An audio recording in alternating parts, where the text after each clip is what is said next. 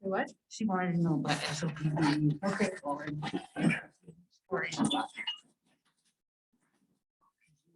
That's, and then.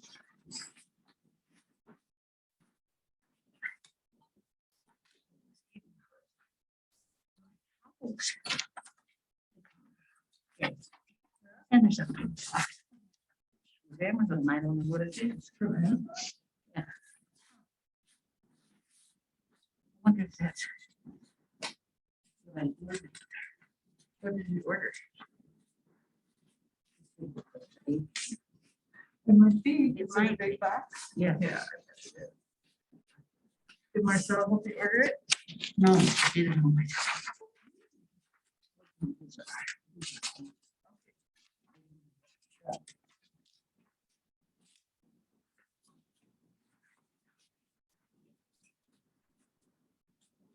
So I'm guessing that it's set up so that I can just open my present, I'll present on the screen, but also present on the Zoom. That's the screen. Yep, I think they just share, Share screen. yeah. on Zoom. Zoom. Screen stuff.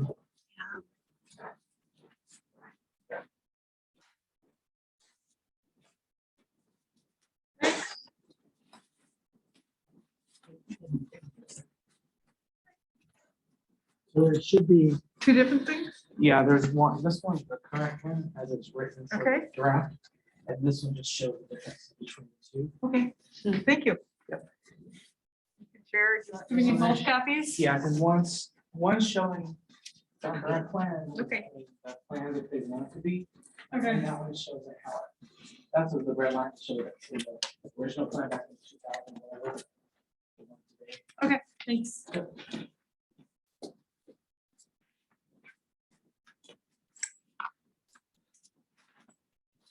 There's no moisture whatsoever in my thing.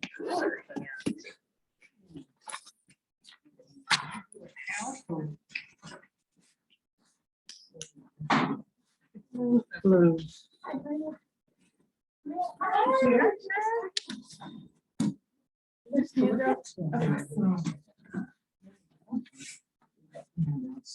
This one shows the difference. I'm a C.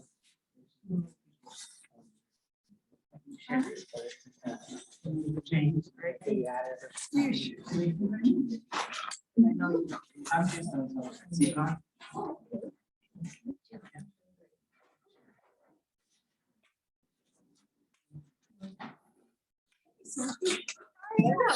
You've been spoiled. Yeah, it is. It's not as bad as it Hi. Do you know each other? We just met. Oh, yeah, we did. He's our county auditor. Good. He takes care of all of it. You know, he just. Remember when I had the big lawn on this thing? I must have turned that on, so I'll have to probably sit up there and click people in as we go, but.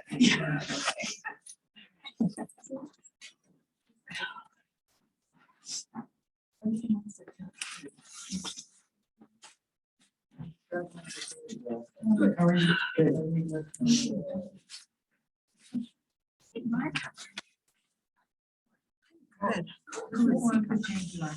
Terrible. I insist on. You did? Well, I don't miss my farm. So, Navigate. I have a lot.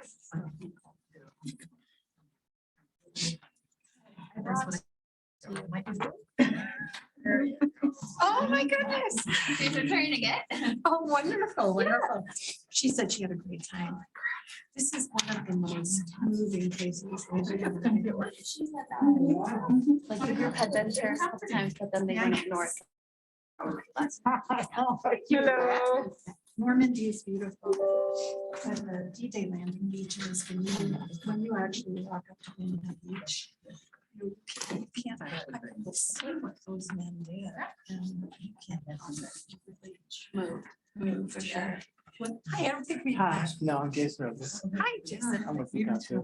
I'm Betty Smith and I'm actually on Okay. CCOG's board, among other Yeah. things. But I'm a county commissioner here and I've known Sophie for. Yeah. For more, Oh, yes.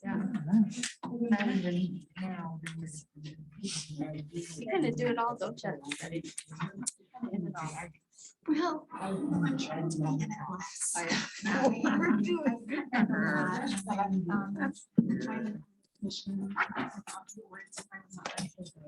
So, CCOG is part of my. CCOG is part of my. Oh, okay, so you were the The delegate. Yeah. Yeah, I'm the delegate.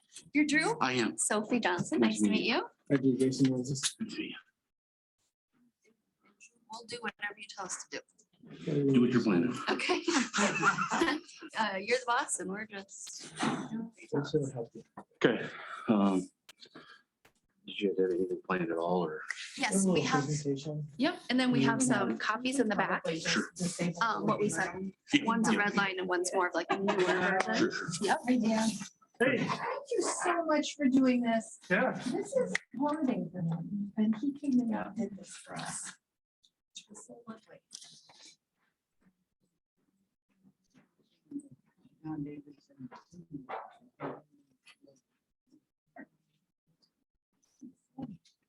They're supposed to go in. They thought broadcaster. Are we sitting up here or Wherever you, I let's sit up here and then we can, don't, okay, all of us? yeah, Do you want the table set up any different way? yeah, that's fine. Um, We have some stuff here. Sure. for-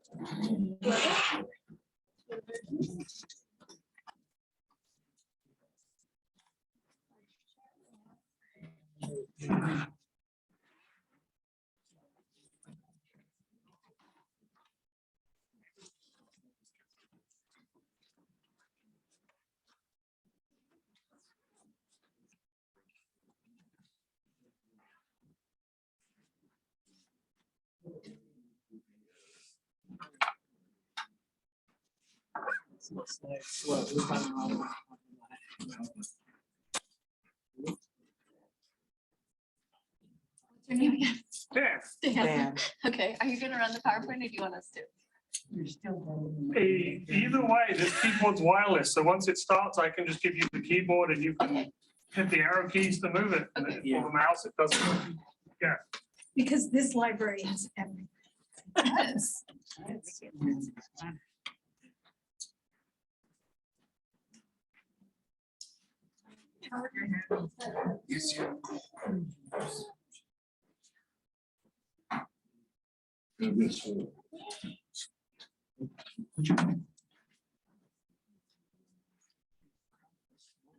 Doc.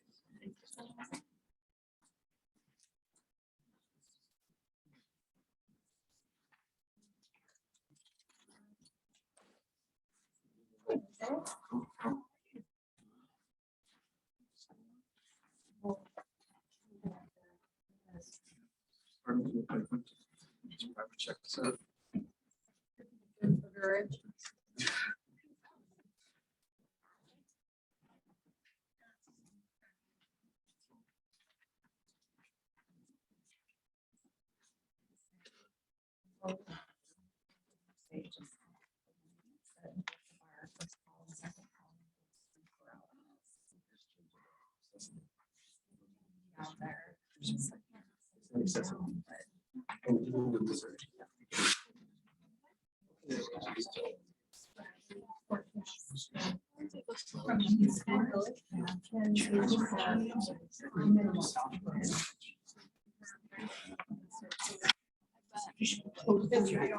I hope they're right.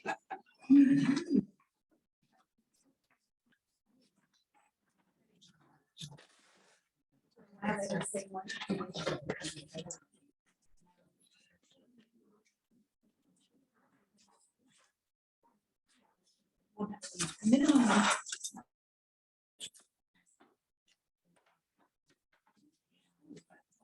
Stay good enough.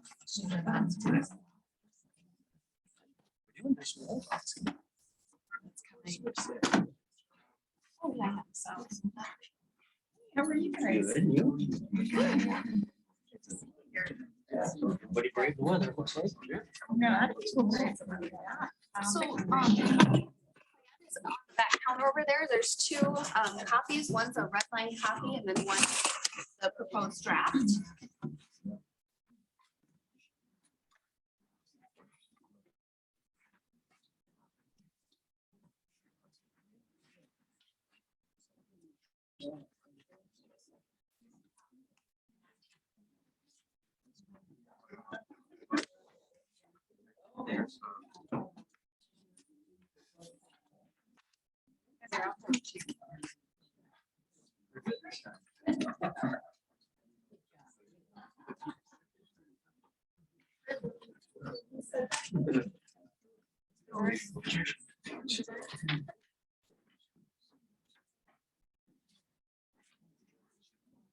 Thanks for coming down.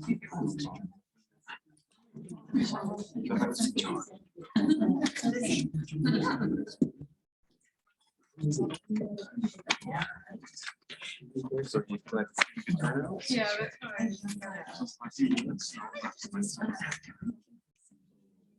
There's online too.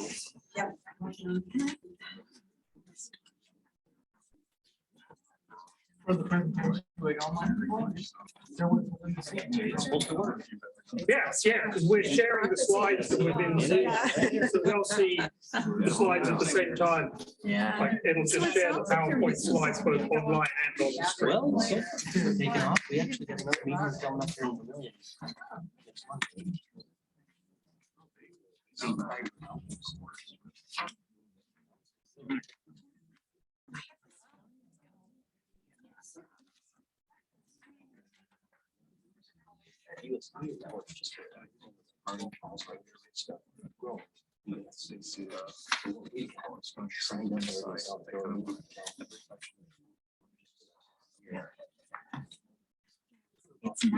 not. And it comes out.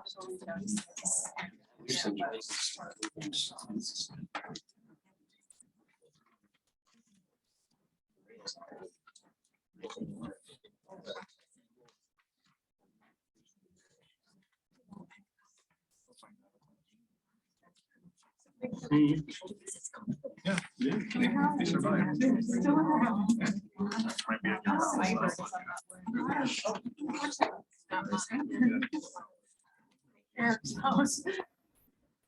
Tough stuff.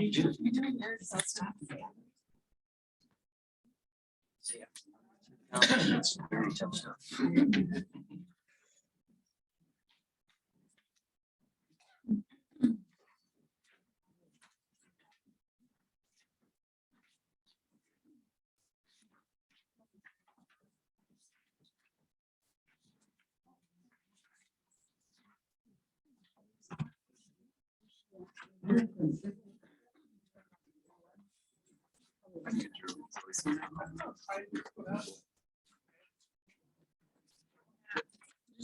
All already.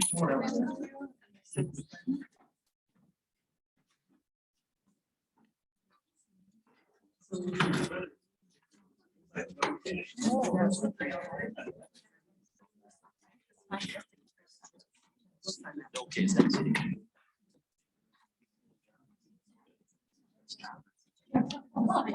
Yep, yeah, he's gonna be, yeah.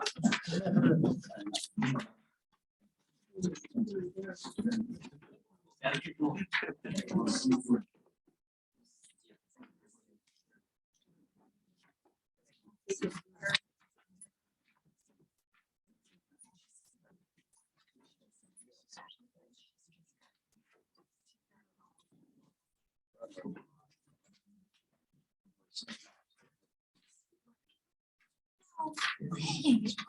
Very high. Yeah, so.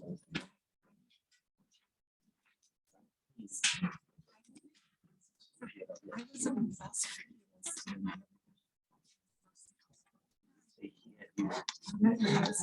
No, he doesn't like.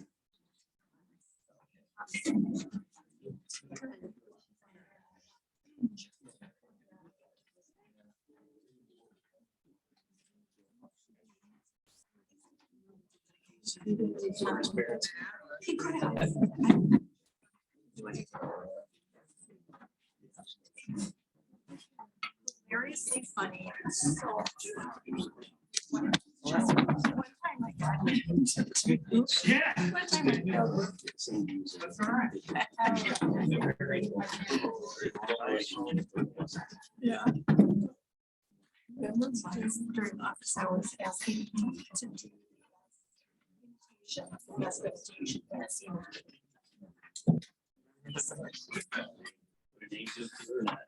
Okay. Oh, no, I said. Sarah, please ask me. I don't like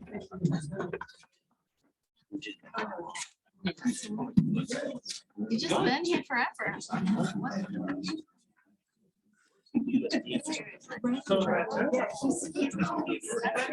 a whole thing. Yeah.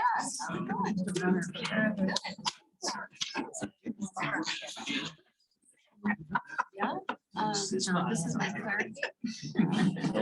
Which seat is yours? People are nice. We tried to be prepared, but I got too tired. Do you ever go? Have you ever gone? Yeah. You know, we're gonna try our best. It's very awesome that we can stand on it all.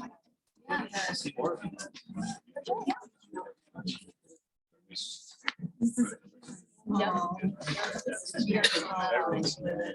No.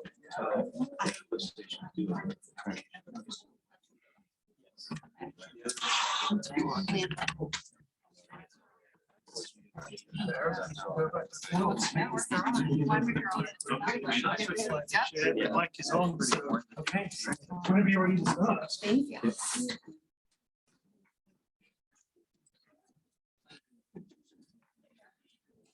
There's just 3 or 4 people on the Zoom call. That's it. Yeah.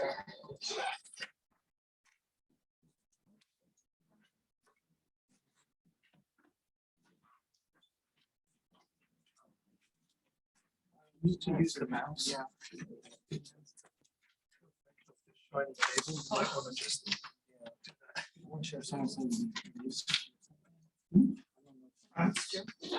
Someone introducing them. Yeah.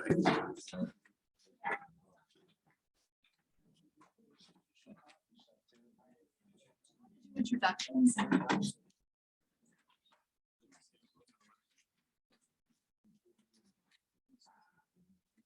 Good evening, everybody.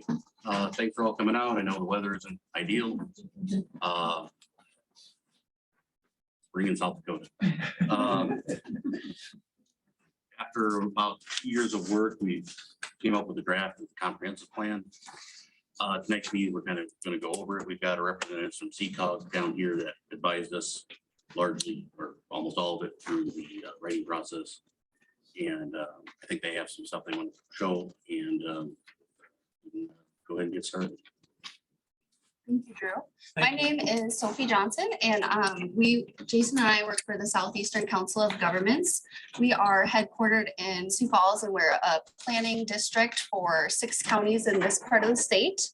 I do want to let everyone know we have 2 copies of the comprehensive plan. It wasn't back, but I think we ran out. We have a couple more up here if anyone needs them. One's a red line version to kind of show the changes, and then one's the proposed draft. So if you need one, kind of give me a wave. We have a couple more still. And, I will let you guys know that Jason and I are both relatively new to CCOG, but we think we have a good understanding of the comprehensive plan. And we prepared a little PowerPoint to kind of go over maybe what changed and what stayed the same. So is there anything you want to say, Jason? No, I'm Jason Rose. I work at CCOG too. And so we'll just start with the presentation. So this is the Clay County Comprehensive Plan. This is going to go over kind of what has changed, what stayed the same. So there's no, other than just some census data updates and things, chapters 1, 2, chapter 3, chapter 4, chapter 6 are all pretty much the same. The word is the same. So there's a table of contents and we just kind of looked at the chapters and like Jason said, you know, with updating census data, economic data, population, that sort of thing. There was some changes in these chapters listed, but they weren't like a significant content change, mostly just updating some numbers since the last comprehensive plan. You're saying only chapter 5 is different? Nope, these are the, So the ones that are different are chapter 5, chapter 7, chapter 8, and chapter 9 are the ones that have differences. and when we say differences, like more significant changes than just updating some, you know, Numbers population. or maybe some grammatical things. Yep. So we're gonna go into more detail of these chapters. Chapter 5 is environmental constraints. There was a previous chapter, chapter 6, which was schools, parks, open spaces, which has been removed from the ordinance or from the comprehensive plan. Breaks out each constraint. So it talks about physical geography, floodplains, wetlands, and soils before it's just kind of one paragraph. Yes. Just curious, and you can answer it quickly, you don't have to go into much detail, but I am curious why that was removed. There must be a reason, so why was that? removed? So working with the planning commission, it was our predecessor's understanding that we should remove it because Clay County only has, They only have one county park. And there's all, and also the other thing was, the schools. they don't have any school jurisdiction in the county because all the schools are in one of the cities. So I was actually thinking as I was looking at the old plan, that I thought it was an omission. So it's true that we don't have other public spaces that are administered by the county, but it seems that some of those other public open areas like Spirit Mound, North Alabama Bend, administered by the Right. Corps of Engineers, Goat Island, part of that I believe is in Clay County, and that just came under National Recreation River jurisdiction. So all of those seem really important to me, to the future development of the county and and very valuable aspects of the county that should be considered when we're looking at development going forward. So, And I think what's important to remember is CCOG works for the county. So if that's something the planning commission decides they would like back in there, we are more than happy to do that because we work for you guys. Awesome. Thank you. It's your guys' plan, so what is there to kind of put together? And then it's there's more details in it. Chapter 7, planning policy framework. The guidelines were generally revised to be less restrictive. So instead of having like all the like setback numbers in there, that's gonna be in your zoning and subdivision ordinances and things like that. So it's a lot softer language, so it's more general instead of just being specific. Mainly to help us know where you want us to interject questions, because that's huge to me. And I don't know if this is the time to bring that up. I'm okay with asking questions any time that you want to ask them, just pop up and Okay, then yes, absolutely. I feel like, and just generally, I feel like our plan that we had. And God bless John Davidson and Cindy Kirkby. Was very well written to protect the environment. And that is an incredibly important part of I think what we need to be looking at preserving. And I feel like what we're looking at here with those things like removing the parks, changing or making it softer for setbacks and all of that, that's going backwards in terms of protecting the environment. I just want that out there so you know that, and I don't know if there are others who agree with me on that, but that is certainly something that I'm concerned with. I think it's really important to note that a comprehensive plan isn't a law. It's not the zoning ordinance. But it's really guidance, right? It's a guidance document. Exactly. So any of the restrictions that were in here before that we took out were in conflict with the comprehensive plan or with the zoning ordinance, excuse me. Since they were in conflict, we had to remove it. You're saying that zoning is now preempting the comprehensive plan. The zoning always preempted the comprehensive plan as far as any kind of limits like setbacks or anything like that. How does that occur? I thought that it was, early in the document, it says that this is supposed to guide how we're making those zoning decisions. Yes. So at those points that those zoning decisions were changed, well, how did that work? When the zoning, like when they made changes, okay, let's say, and I wasn't around 20 years, but we're assuming 20 years ago, the comprehensive plan and zoning ordinance were interlaced and all put together and Okay. changes were made to the zoning ordinance over time, and people didn't update the comprehensive plan as they went along. So over time, they got farther and farther apart. So to bring it back together again and try to get it in sync, we took out the stuff that didn't link up with zoning ordinance. The zoning ordinance is the law. Comprehensive is just a guide. It's the Mission statement or something. mission. Yeah, kind of. It's also the legal justification for the zoning ordinance. Can you tell us exactly what parts of the zoning laws have changed? Conflict so that you have to change it from rural to agricultural? That was a wording that changed on my part.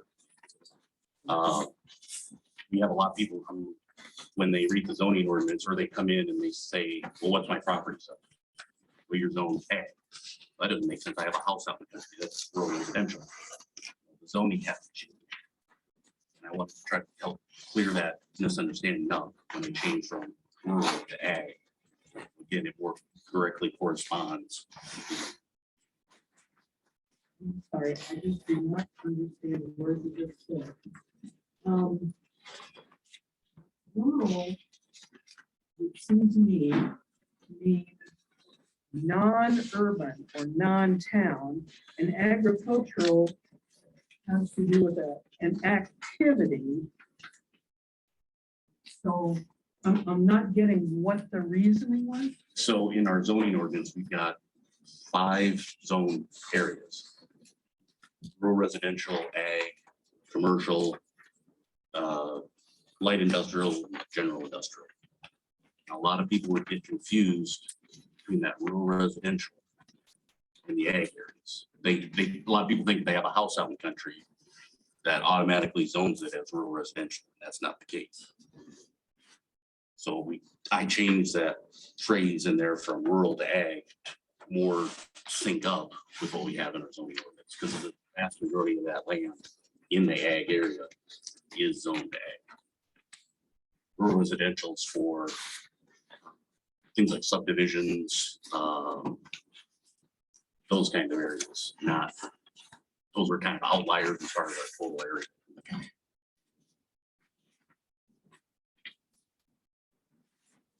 Well, I understand what you're saying. I just have a question about under guiding policies and numbers in chapter 7. Where it says discourage leapfrog development on land that cannot be economically provided with public service and facilities. What does that have to do with zoning? I mean, it seems to me that we would want to discourage leapfrog development. And why is that not in this plan? Because nobody had done it over the last 20 years. But that doesn't mean somebody isn't gonna do it. No, there had been leapfrog development. It had been going on. We do have things that have happened out in the country that aren't contiguous with other things. And then going on and again, we're trying to something that, you know, things were done outside the comprehensive plan for years. We're trying to clean it up so we can keep going in a general direction like we have been going. Because it's already started looking at it, Shut them down. but we also don't need new ones. We don't need more development out. I think the planning board felt differently. I think the planning board felt differently. That's why we're here. That's a member of the public. I get to that.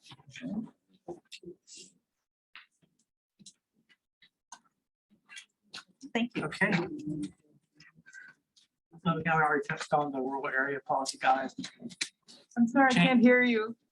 We kind of already hit on with the question about changing the rural guideline to agricultural guideline. So we'll just go on from there. Chapter 8.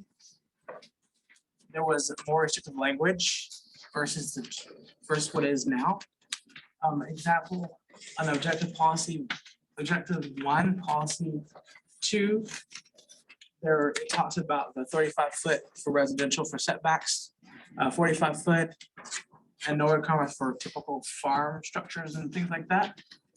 And they took all that out and just said let that be in the zoning and the subdivision ordinances.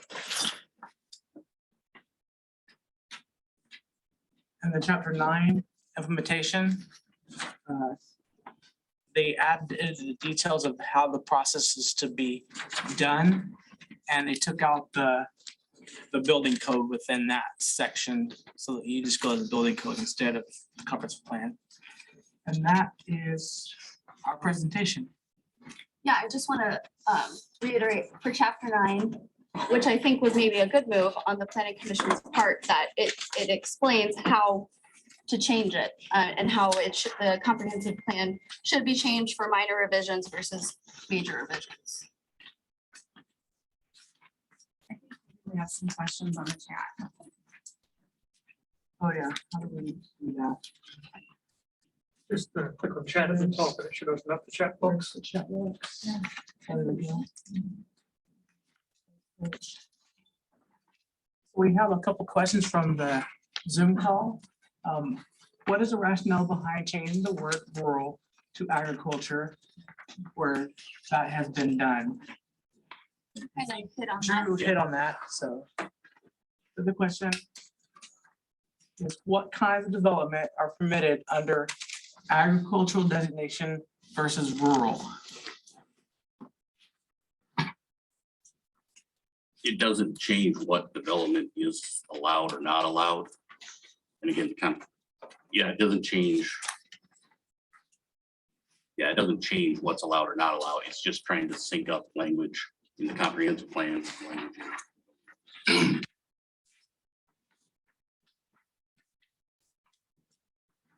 I think on one of the first pages of the proposed comprehensive plan, and it was in the old one as well, it states that this is just a general guideline and it neither endorses nor prohibits development in a certain type of area. It's more of a framework or a guide as you develop zoning ordinances, building code, that sort of. Yes. Person who spent about more than 20 years involved with county government here. As a citizen and as a county commissioner, being involved with zoning and also with the comprehensive plan. You'll excuse my raspy voice. I spent the entire day today going over this in detail. I just want to make some observations. The purpose of the comprehensive plan is to define a long-term vision for all county residents into the future. But many of the changes here are proposed appear to undermine existing protections and guidelines, perhaps to accommodate special interests or the plans of certain property owners and developers. Clay County's current comprehensive plan stresses the importance of discouraging leapfrog development and maintaining clearly defined urban areas in order to reduce potential, quote, rural urban conflicts. That language is omitted, and it shouldn't be.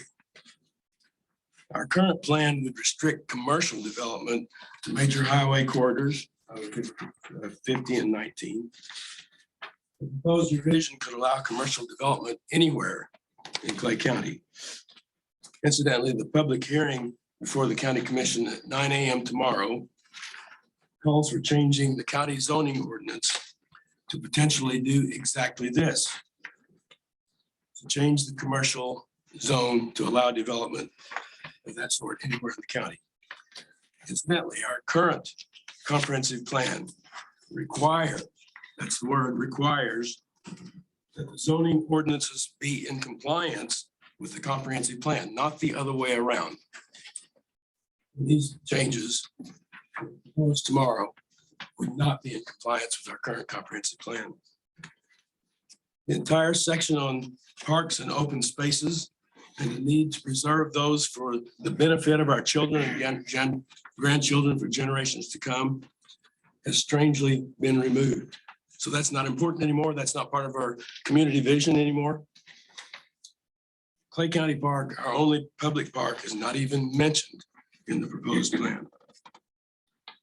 Language regarding potential development in sensitive natural areas omits terms like shall be limited by environmental factors to, quote, county leaders may consult such factors in land use decisions. The proposed comprehensive plan states that, quote, the county values the preservation of the Missouri River habitat for the natural and scenic qualities of the Missouri National Recreational River, but, quote, encourages development that preserves and enhances these areas. How can natural habitat be enhanced by development? Under protect natural resources, the current plan says do not allow residential, commercial, industrial, or animal confinements in the floodplains. That protection is stripped away. Also omitted is the unequivocal statement, require concentrated animal feeding operations to be consistent with state law and county requirements. I think it's understandable why some on this board want to change this language, since the current chairman of the county commission has a permit for a large animal feeding operation immediately above the Vermilion River, which does not appear to be consistent with either state or county requirements. Finally, the framers of the proposed revision want to keep our long-range vision document open to annual amendments, perhaps suggesting that, as we've seen in the past year, if a well-connected entity desires a land use that is not consistent with our rules and our public vision, we might simply change the rules. In my view, the revision being proposed lacks precisely what a comprehensive plan requires: vision. Or we want a revision, but we want to keep the vision. I urge our elected county officials to reject this draft and prepare a revision that will protect our open spaces and natural environment, and that will serve the good of all county residents long into the future. Thank you. You're here. Thanks, Chair.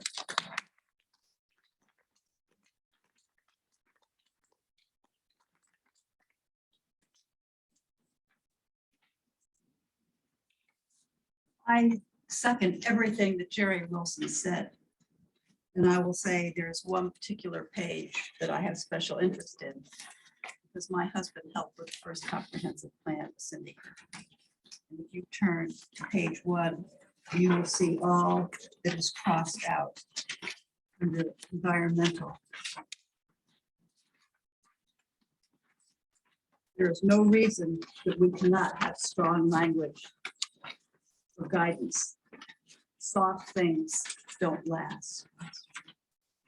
I want you to read a shallow water aquifer materials underneath that, and it's all been crossed out. And it should not be. This is a guide to people who are deciding the future of this county need this information.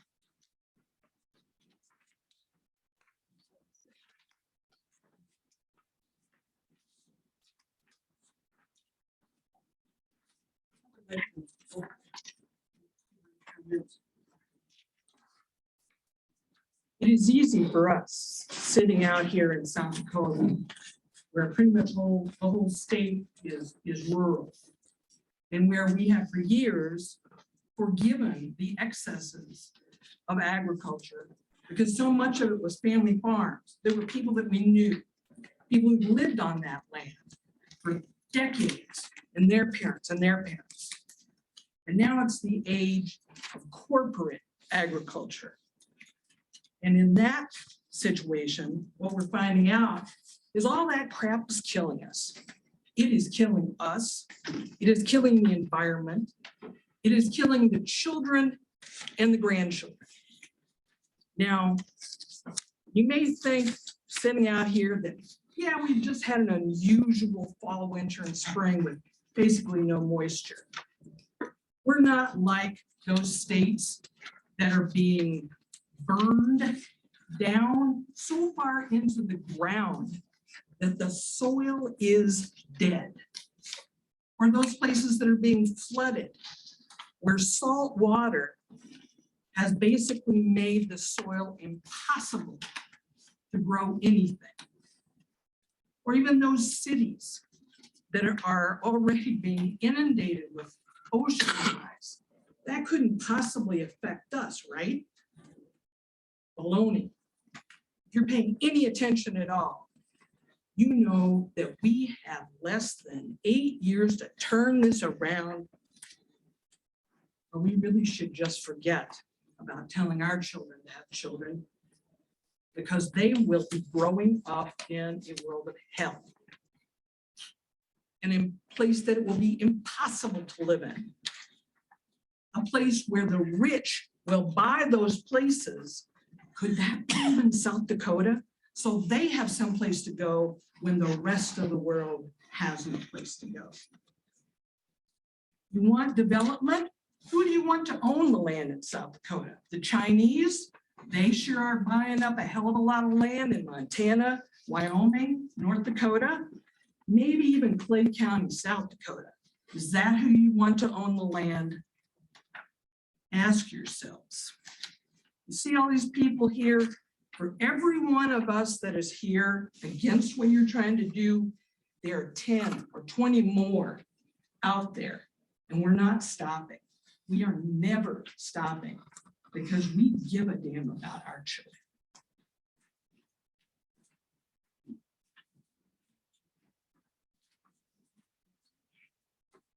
Make a couple comments. So I marked up a bunch of notes about specific items on here, but it does sound like we're kind of having a higher level discussion at the moment.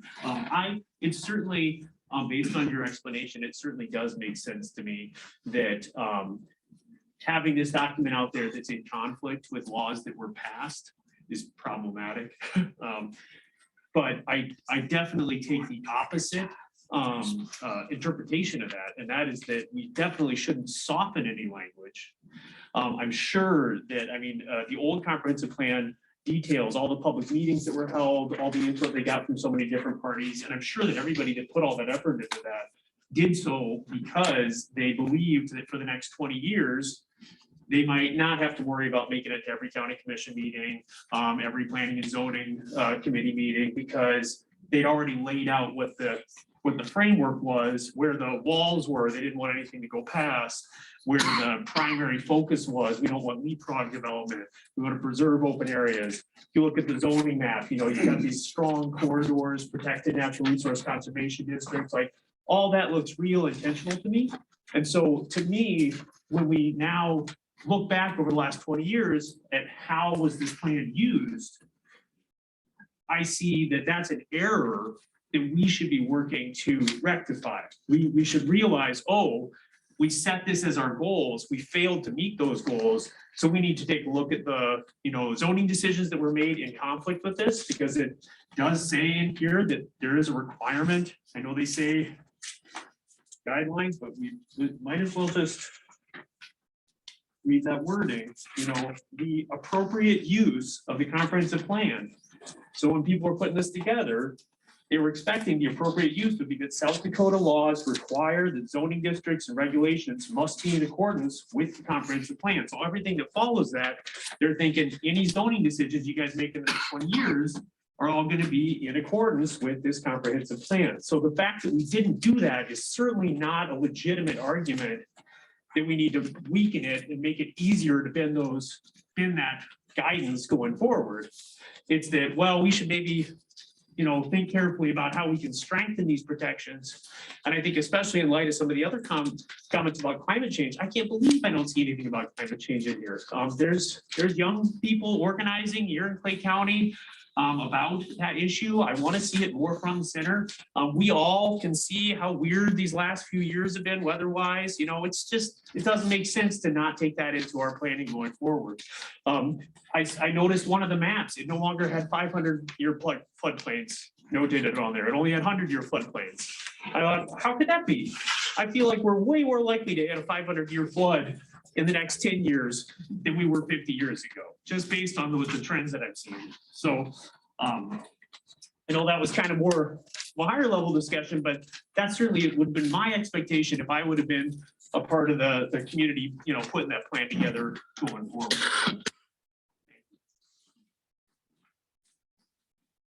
I just wanted to comment on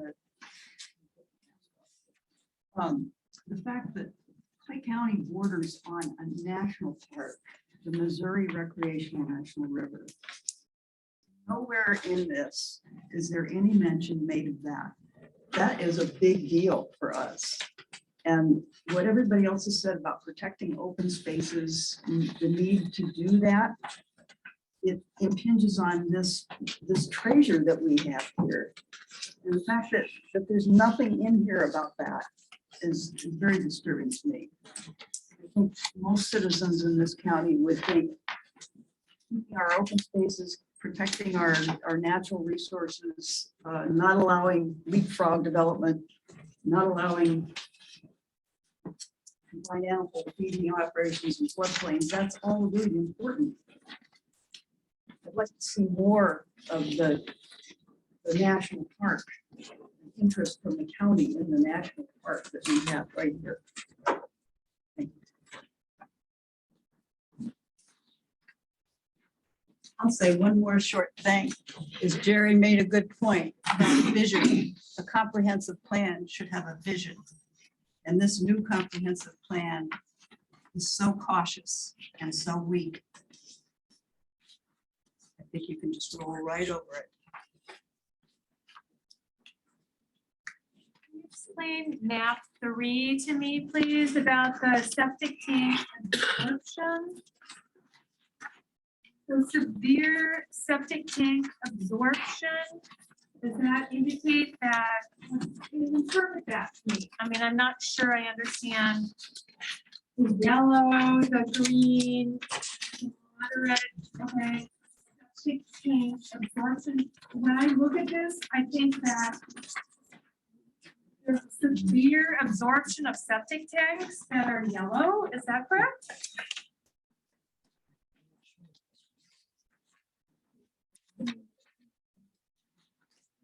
Map 3, are you on the same? I do apologize. We can look into this, but this was started by a predecessor, so we kind of inherited it and we're trying to sift through it as well. I'm not the GIS. I put these maps together with the predecessor, so I don't know what they have done to determine what. What that says to me is that septic tank residue is being absorbed. I don't know. So do you know? Septic. You know something? Well, the yellow indicates that that is a severely limited area because the soil properties this is from the old plan. The soil properties or site features are so unfavorable or so difficult to overcome that special design significant increases in construction costs and possibly increased maintenance are required. And so that's an area where you would not want septic tanks. And that's all been struck out of this comprehensive plan. Right. That's another good example of language we took out. Counties can't regulate septic systems. That's regulated by the state. We have no say. That's not true. Our current ordinance says that all septic tanks installers must be licensed by the state. And we don't want fly-by-night operation doing septic tanks, so we are regulating it. The state regulates it, but the county doesn't. we would have to adhere to state regulations, right? So why take the language out if we have to follow the state regulations? Why not just say, we will adhere to state regulations? Because the state regulations change, or there are changes, then we're in potential conflict between our comprehensive plan and state law. Well, if we say that we're gonna adhere to state regulations, as it changes, we change. Just looking at this map, I don't know, correct me if I'm wrong, but you look at it and I think the map is actually sort of backwards because they're saying there's no rating for septic tanks down along the Missouri River, Right, which I would say there has to be. And the rest of the county is yellow. It says severe. Every farmer out there has a septic tank. right. I mean, so are you gonna outlaw all farmers with septic tanks? So I want to say that this map is probably backwards, or it should have been, the green should be severe, because that is no place for septic tank down along the river. Right. The rest of it, and all of these red spots are HEL, that's highly erodible land, and where there's a lot of water runoff. So that is not necessarily where a place you would want a septic tank either. So I'm just, I would, We can look into that. yeah, I would Yeah. ask you folks to look into that and See, I wondered about that in the previous plan. I was like, really? Where? Are you keeping this or are you writing this stuff down? I think it's being recorded. Yeah. It's we're all being recorded. Where is it being recorded? We're on Zoom.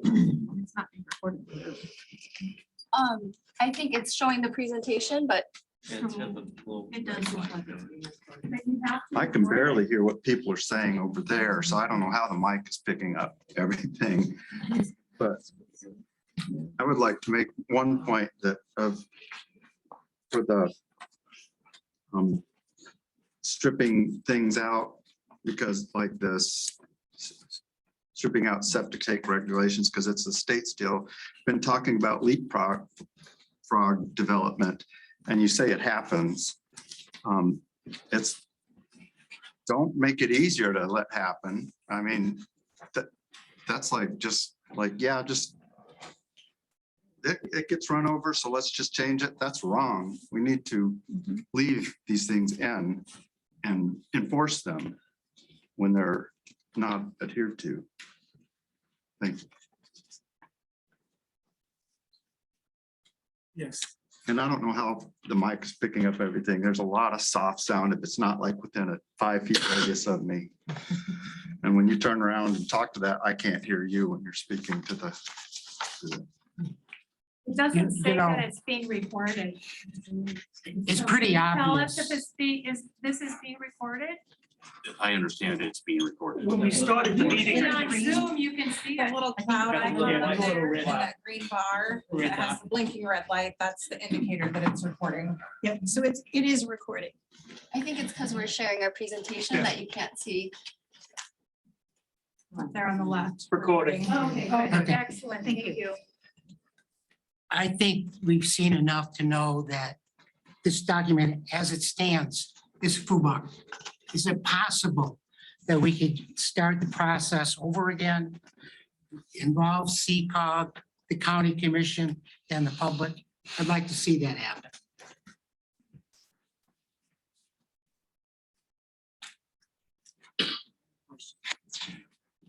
Can you put it back to the previous page? The slides? Yeah. Because there was something I wanted to address. It was referring to eliminating the building code. You explain. Because I don't like building codes. And I like them different depending on what zone they're in. I know that my house was built back in the 50s. It should have had more building codes on it because I've never seen a place built. Every house I've lived in had better building codes than what I find.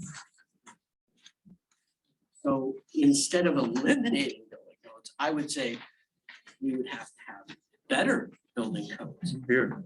And we have to have a higher standard than what has been. And yet we're showing that we're eliminating. So could you tell me, is it really eliminating building codes?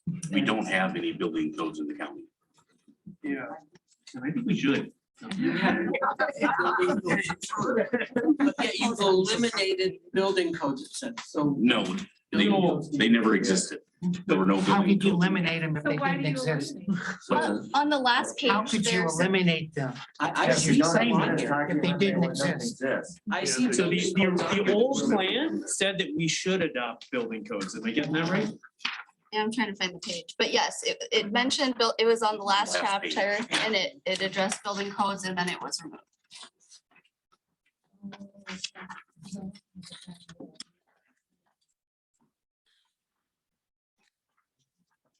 Because I see a bunch like policy 1 through 5. They're potentially business building code. And distances from roads and commercial and residential areas, setbacks. Those sound all important. It's on page 14.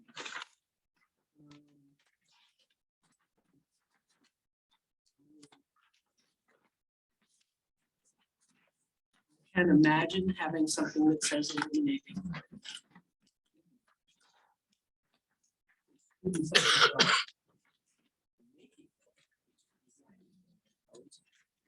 Rather than eliminate. The importance of building codes should be put in there.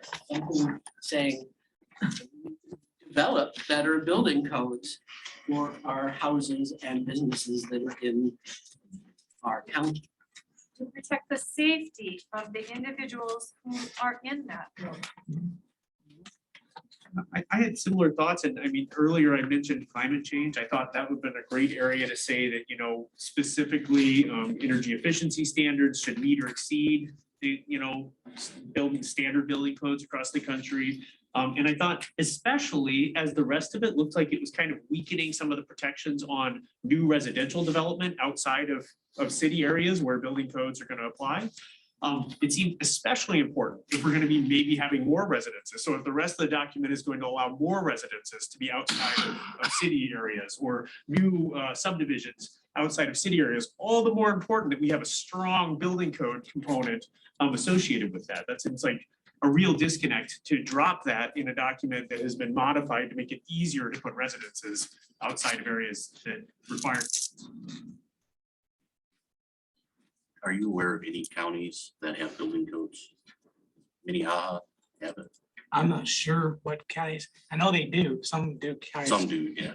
The Building vast majority of counties, especially the smaller counties, do not have building codes. That means hiring a separate person, going out inspections, and with the volume of building we're doing. I mean, last year was a wild year with 22 houses built. There wouldn't be enough work to justify having to go. Yeah, the old plan says that they should explore the adoption of building code and the county should study alternatives for a cooperative building inspection program with municipalities in Clay County. So maybe it'd be sort of a partnership where the inspectors that are already handling the city could be given some sorts of, maybe their responsibilities are different outside of city limits, but and maybe the county somehow compensates the city. If it's only 22 structures, it's not a big part of their workload. As long as it's residential, I'd be fine with that, but most inspectors don't know squat about any of the equipment that we operate or how it runs. And I would feel more scared having them on the premises doing something stupid. Now, if it's the house. Yeah. So maybe that's a good discussion. Go look at the house. That's a way that it could be. But Yeah. stay out of the milk barns, stay out of the greenhouses, stay out of just because, there's too many things that, they just don't. I mean, agriculture nowadays has become a very technology heavy job. And we spend a lot of time trying to fine tune stuff so we can actually get the best that we can. And we are not the ones that are out there spreading all the chemical and everything. All the studies show it's municipalities, the people go down and buy it off the shelf and go out and spray their weeds in their front yard. Well, 1 teaspoon, heck, let's add 3 teaspoons. You know, yeah, it's killing dandelions dead. And so, you know, there's a joint inspection. I'm really not thrilled about that, but if it's a house out in the county, you know, I'm just gonna step. When I was working with RPM Construction, building all of the houses out at A&R's development, all of those houses were inspected before the final down payment was done. And the owner and the builder came to terms on who inspected what.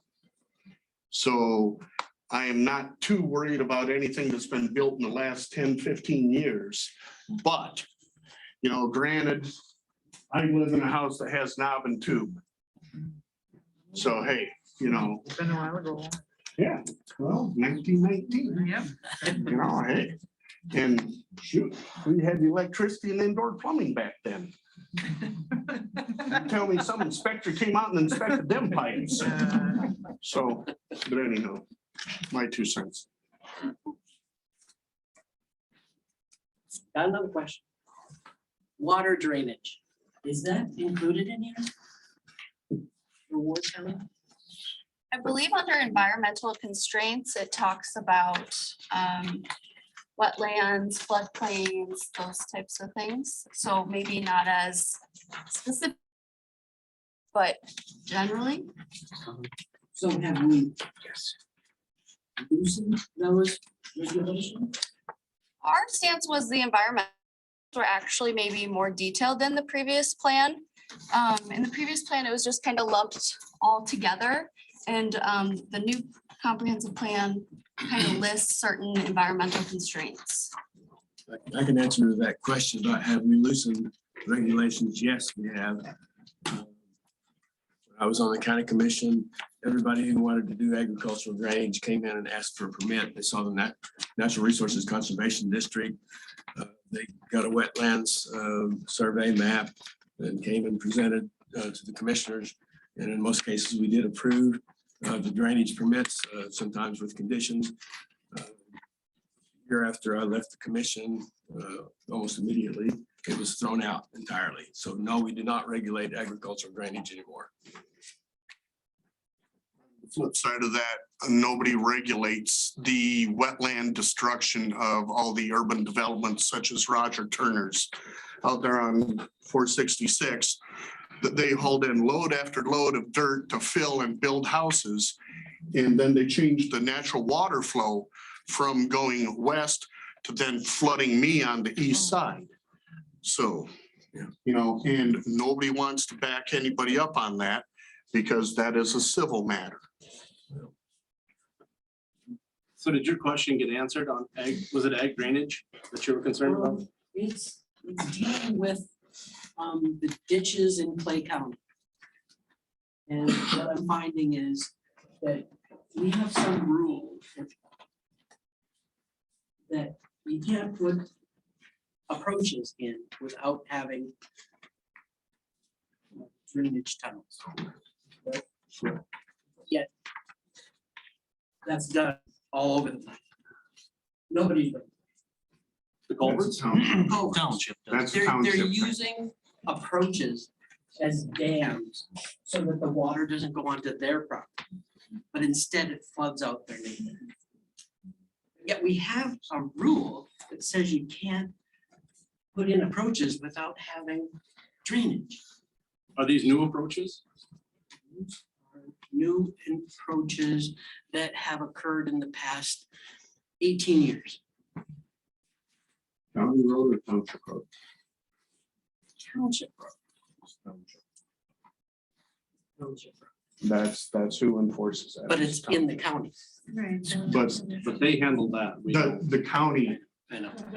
We go round and round about who's going to take the responsibility for things. And I went to every committee possible to try to deal with getting people to put in approaches, and nobody wants to handle it because it's usually their cousin Which township? who's the one putting in approaches without direct steps.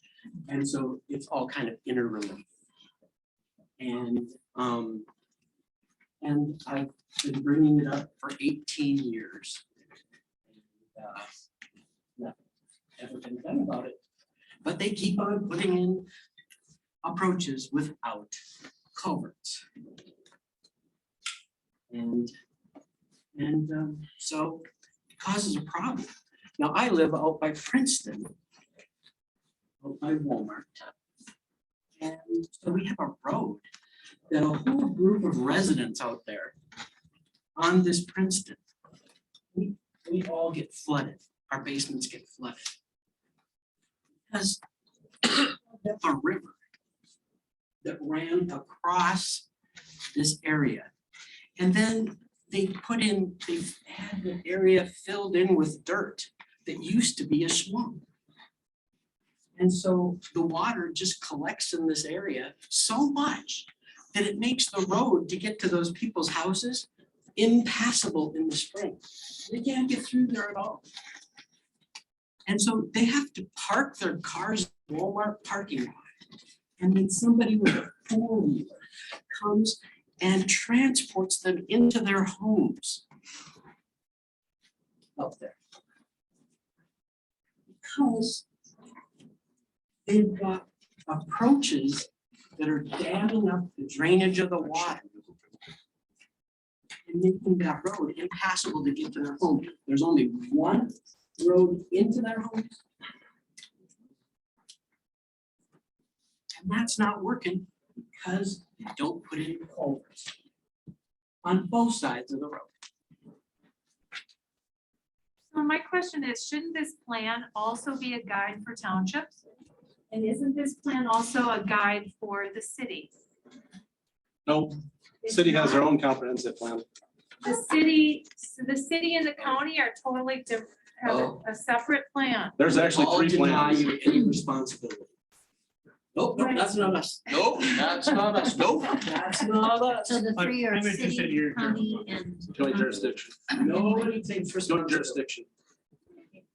It's not that nobody takes responsibility. You might not like the answer that you're getting.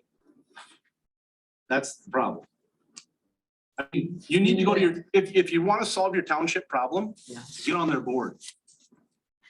It's a small township. There's not that many people there. It's a Vermillion Township. If everybody's upset about it in that development, get on the board and change it. Well, have everybody from there get on the board. Great. There you go. You can control the township.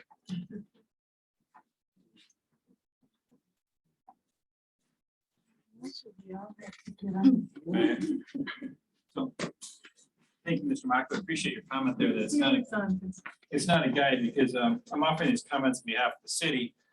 In the first paragraph of the draft of the comprehensive plan, the second sentence states it's intended to guide Clay County and the city of Vermillion in implementation of zoning regulations, subdivision regulations, capital improvement plans, and other related policies. I'm not sure what other related policies is. The city's comprehensive plan does not presume to direct Clay County in these areas. The city's zoning regulations, capital improvement plans, and other related policies, again, I'm not sure what the term means, pertain to the city limits. This language leads to confusion and inaccurate narrative for future generations when they look at the draft of this comprehensive plan. The comprehensive plan for the county should not be represented as a source document for the city of Vermillion. A couple other areas I'd like to have brought up to your attention. These have been raised once. Section B talks about intergovernmental considerations.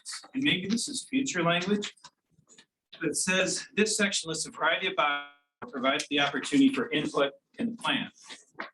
This language describes what will take place before a final, maybe this is future language, what's going to happen, because it has not happened to date. The city of Vermillion and the Joint Powers Solid Waste Management Board are listed as have been requested for input. I'm a voting member of the Joint Powers Solid Waste Management. We've had zero contact to date on this plan. The city first learned the comprehensive plan the county is working on during an update of the joint jurisdictional zoning ordinance that a couple members of the county planning commission and a couple members of the city's planning and zoning commission. It was an off comment that was made, and that's how we learned about it. And the planning commission members that were there asked to have city staff look at the draft. They looked at that draft. They learned this comment March 25th. At the April 12th meeting, they presented their concerns or discussed with the planning and zoning commission.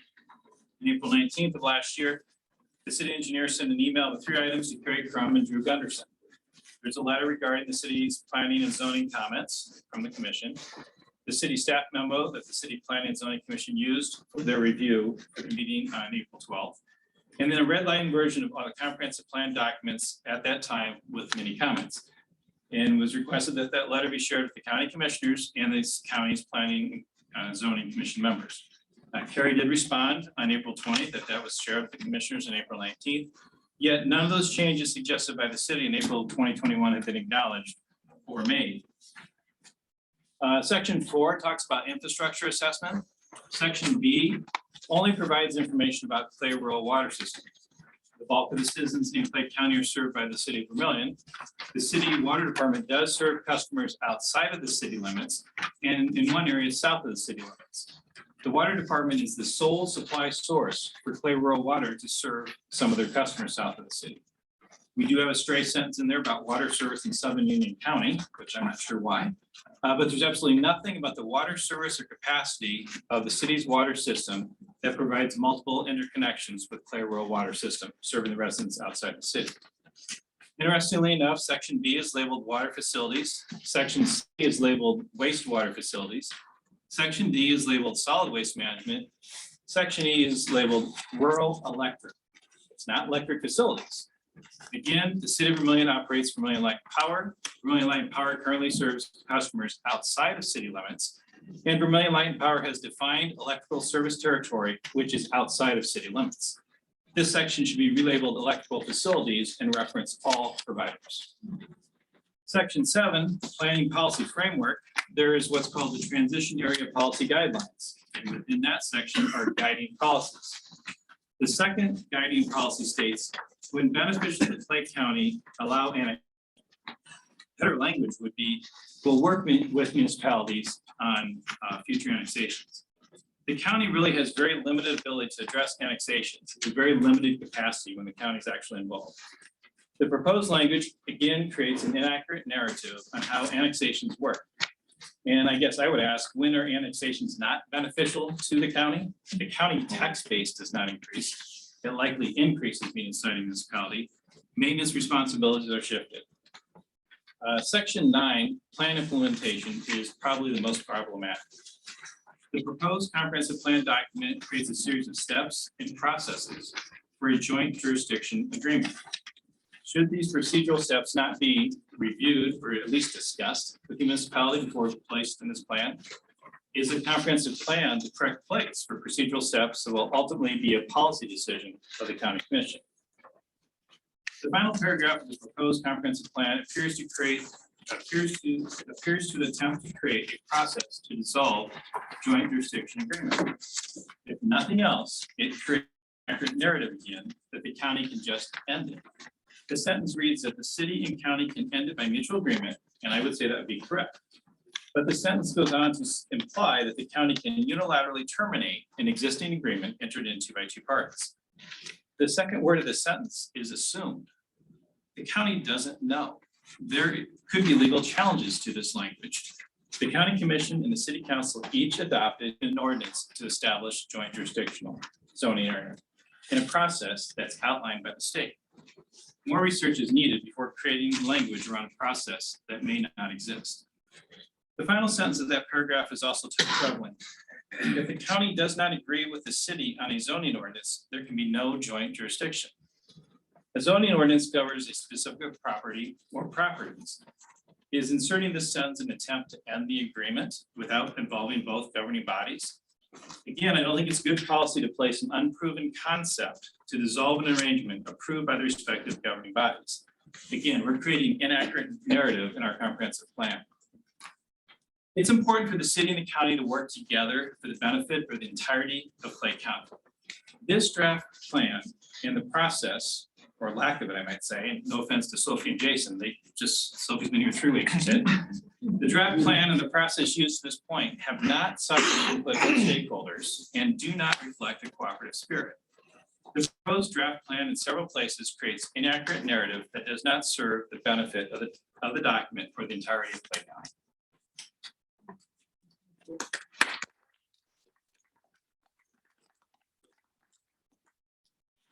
Being in the joint jurisdiction, if you guys want to keep this, please get somebody in the joint jurisdiction on the city council. Because we are run over occasionally, you guys, not you guys. We have called up law enforcement and been given the runaround before. Oh, you're in joint jurisdiction, please handle that. Oh, you're in joint jurisdiction, sheriff handles that. So if we run into stuff like this, it hasn't happened for a couple of years. But I would like some say on the city council. If your laws and rules and everything is going to impact me.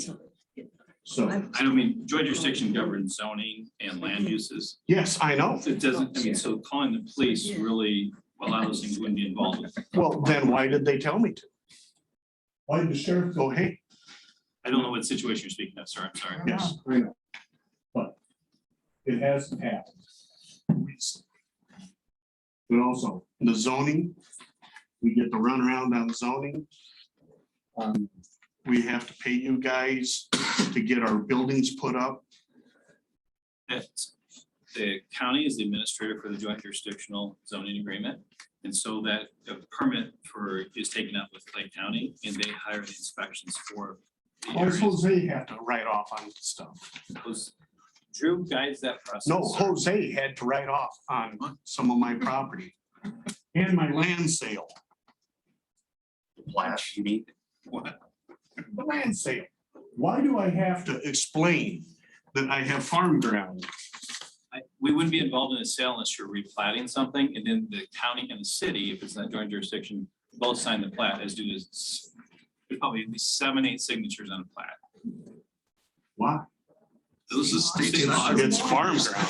Yeah, plat, the signature page that's set out by the state, and that's every state. There's has. like 8 signatures on there, at least, I would Yeah. guess. I have another question. There's this zone, you call it a joint jurisdictional area. I think I might be in that. You are. I might be in that zone. You are. And it's a zone that needs a reevaluation and should be in your plan. Because the zone, when we call for assistance in this zone, nobody is available. Nobody cares about this zone. Nobody helps us out. Nobody, do we pay the taxes to the township or the county? Both. Township and county, not the city. Nope. No. And yet it seems like I have to deal with the city on issues. Yeah. And then when I deal with them, they It's don't, pretty amazing, isn't it? they don't But that doesn't admit happen. that they have anything known. And when I talk to the township, they say, no, we don't deal with that. Just told me nobody fucking cares. Why don't I just shut up? So that's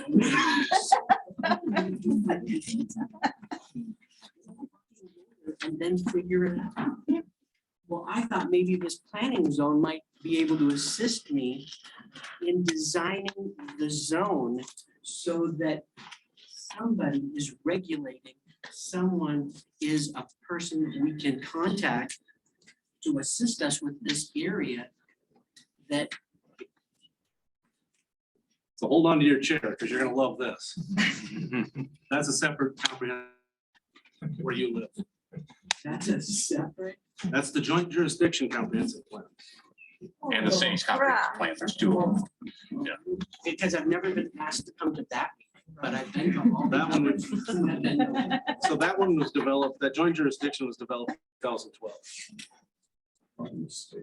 So that comprehensive plan is 10 years old now. And that comprehensive plan covers those city utilities like he talks about. That's the area that's covered. That's why the city utilities aren't mentioned in our comprehensive plan. It's not in that jurisdiction. Or John, do you serve outside of the joint jurisdiction? Is there something we're missing with electric there? Probably not there. So I mean, that's a completely separate comprehensive plan. You want to approach it that way, yes. Well, we have 3 of them. So we have to approach it that way. This is the only thing, ours is for everything outside that joint jurisdiction. Then I would, that goes to my point about why would you even reference the city as a guide to the city? That was supposed to be taken out of it. That needs to be taken out. That is a And mistake. If that is the case, then the language of the county can unilaterally and the joint jurisdictional zoning ordinance would seem to be in conflict with that as well. We can take it out of there, but our understanding is that can actually happen. I've got a packet developed for this. That's a legal opinion. Yeah. That's from not our multiple- opinion. Yeah. I have legal opinions the other way, so. There is an assumption here that the citizens of the city that make up almost 80% of this county are not part of this plan. And that what we have to say or what is the best interest of us as voters and citizens is not involved in this plan. Has there been outreach to those groups that are listed there that said they're provided input? Yeah. So if I'm on Joint Powers Board, how come I never received anything? I know I talked to Phyllis. Phyllis is on the board, isn't she? Yeah, I reached out to her and I gave her the paragraph and said, do you think we need any changes? She said, no, that looked fine. So that was our only. That's working hard. Yeah. And I don't know if any of the townships responded, did they? 2 of them did. 2 of the 12. Yeah. And we sent them out to every one of them. They didn't. So roughly when were those sent out? Would you mind looking up for me at a later time? I don't want to distract from this when those were sent out. Sent out to the townships? The city or the joint powers board? Later. It's in my I didn't email, interrupt the yeah. meeting for that. There was a related question on the Zoom. Does the county planning commission get to make decisions on developments within city limits? I think clarification. No.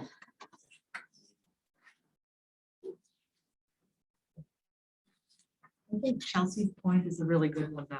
And I think that a lot of the people who live in the city limits, we are outsiders, that we are seen as outsiders rather than as members of the community of the county. And I think we need to be very mindful that we are in fact residents of the county.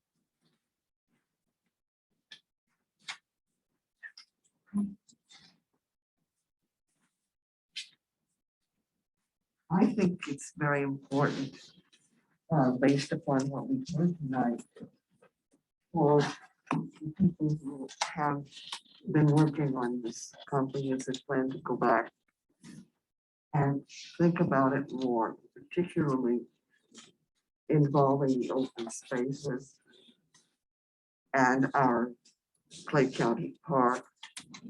We have this valuable place to live that is right bordering a national park, the Missouri National Recreational River.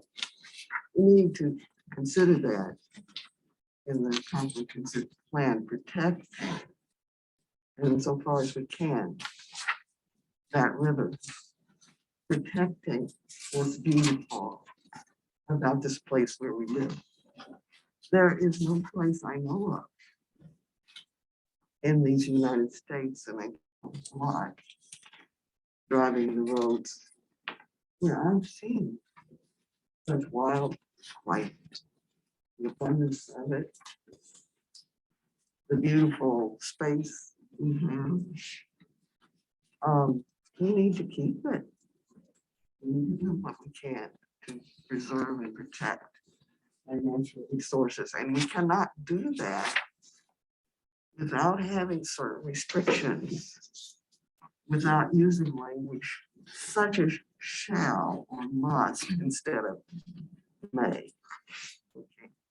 Language is important in documents that are used to provide a vision, or that are used in ordinances. So I hope you'll think about that. Think about the language and what it's doing or not doing in the future.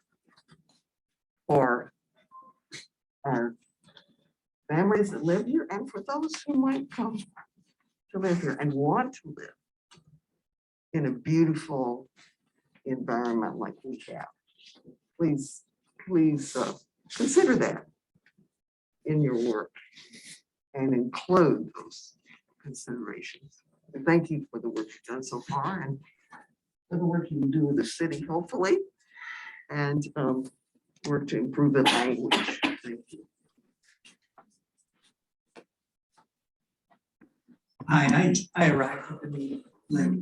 I missed the first few minutes. So this question may demand that you reiterate things that have maybe already been said. But can you, I guess, describe a little bit of the process of developing this draft? And then number two, what happens after this meeting? I'm assuming this input is going to be used to modify this draft. Is that correct? It'll be taken under advisement, yes. But how is the draft? How is the draft? What more do you want? I'm only one board member on planning and zoning. There's 4 other people who sit on there. So yeah, it's gonna have to be taken under advisement. Yeah, I'm sorry, but number one, how is the draft? I mean, how did you get to this? For 2 years, over probably 16, I think was the count, planning and zoning meetings. Was this just the county or? Just the county planning and zoning board at our regular planning and zoning meeting. Yeah, we just went through, Kristen from CECO went on to another job, went through line by line, paragraph by paragraph, and we talk about it, and she would recommend, taking stuff out, putting stuff in. And yeah, that was the process. Okay. Was just is the county commission involved, or was Not it yet. just the county zone? Just the planning and zoning. Who's on the planning and zoning committee? Cindy Aiden, Marty Gilbertson, Joe Hubert, myself, and Jerry Prentice. So what happens next now? This meeting's been going on for about an hour, and I haven't heard anyone really say anything that they like, I guess, about this draft. So what happens next? It'll go to the planning and zoning board. Sure. We don't know yet, because they've got changes. We're gonna have to, it's gonna have to come back to the planning and zoning board, and we're gonna go through it again. But when that's gonna be, it won't be this month. At the earliest, it would be at the end of next month. Do you think there's a chance maybe we could request the planning and zoning to have that hearing here? I know they generally meet in the evenings, so we've got room for plenty of people. Sometimes it can get a little crowded and hot down there, and maybe get a little real-time input as we're going over some of the issues that people brought up. Yeah. Awesome. Because how else are you gonna bring what you know from this meeting to the rest of the commission?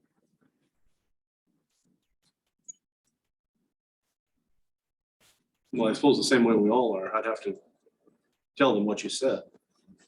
Are they gonna watch the recording, I'm assuming? I don't know how to make them. Too. I don't know how to make them.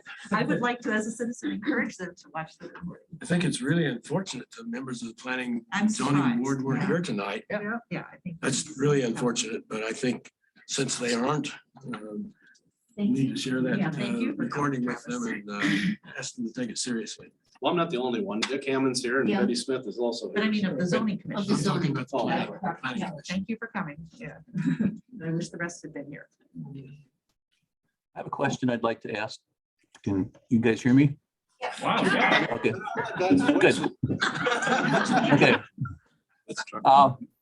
Okay, I think most of us would agree that the comments tonight generally seem to think that people are moving the plan toward a weaker regulation of the development in Clay County Park.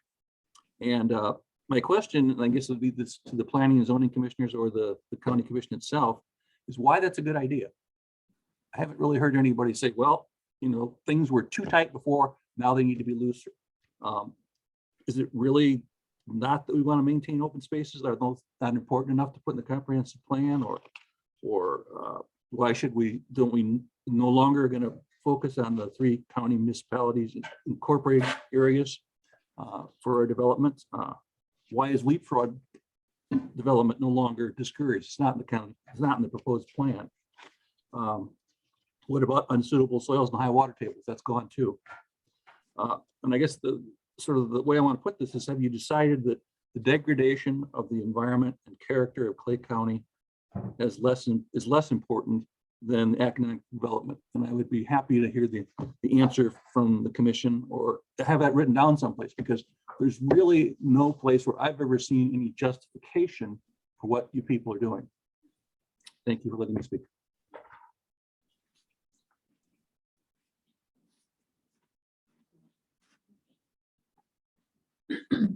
Did you have a question? Well, I don't know if you guys want to respond to that, but I guess I'm not going to right now.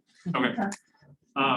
So I'm new to the county, trying to learn about the stuff, and glad to hear that there is going to be follow-up meeting. I just ask that both the current and draft versions of this be made easily accessible for those of us that are trying to learn. So ahead of tonight's meeting, I went to the county website, couldn't find a copy of either the current plan or the draft. I know there was a notice on something about what tonight's meeting was about, and then a link to follow from there, but that link that says it goes to this plan actually goes to the veterans page. I found that too. Yeah, so it's on the county, under zoning on county. The draft, the current draft is there. Yeah, I think it'd be really helpful if we could use the draft, the red line draft that CCOG provided tonight. It's really, really helpful in seeing what actually happens. This is probably the draft that should be made available to everyone. And we won't claim that it's exactly perfect as far as formatting and those types of things, but we tried to capture the essence. I would just like to agree with that. I know Suzanne spent a significant amount of time creating her own red line version of this, because the only thing that was there was the new one and the old one.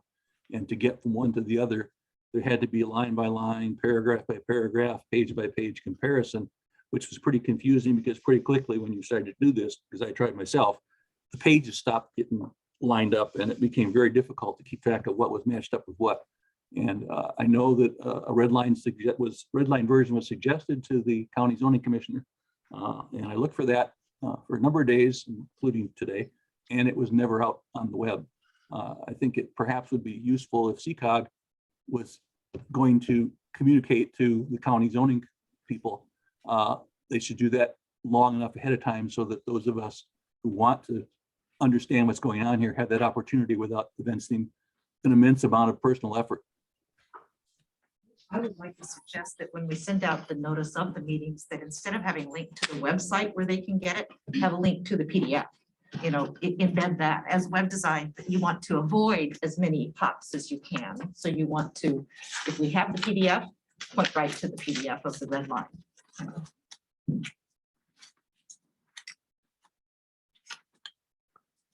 One other request is that once a new draft is prepared after consultations, discussions, and so on, I would really like to see an actual display ad in the newspaper telling the public that when the hearing or the meeting will be, so that we really have difficulty communicating. We need to make communication as easy as possible and let people be aware of plans that are in the works.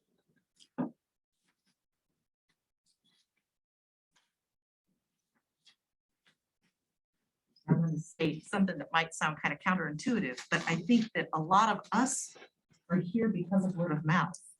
And I would love to have more of our kind and more with our, but I'd also love to hear more farmers, more people who are living in the community. I feel like that would help all of us if we had an ad out there and we had everybody present. I really, really want to encourage that. Yeah, the most contentious recent county commission meeting that I attended was an amazing display of people engaging with their local democracy respectfully. In this day and age, it was really, really refreshing to hear. You know, we were packed in this tiny room like sardines. Everybody was hot. Everybody was talking about something they felt really heated about it. And it was impressive. And I think that we all, hearing people who were offering not just the same sorts of things I'm thinking, but the other sides of the arguments was really informative to me and then helped me to understand, was the commission to vote differently than they did? I would have had a lot more comfort with that, having had a real open discussion, public open discussion proceeding it. So.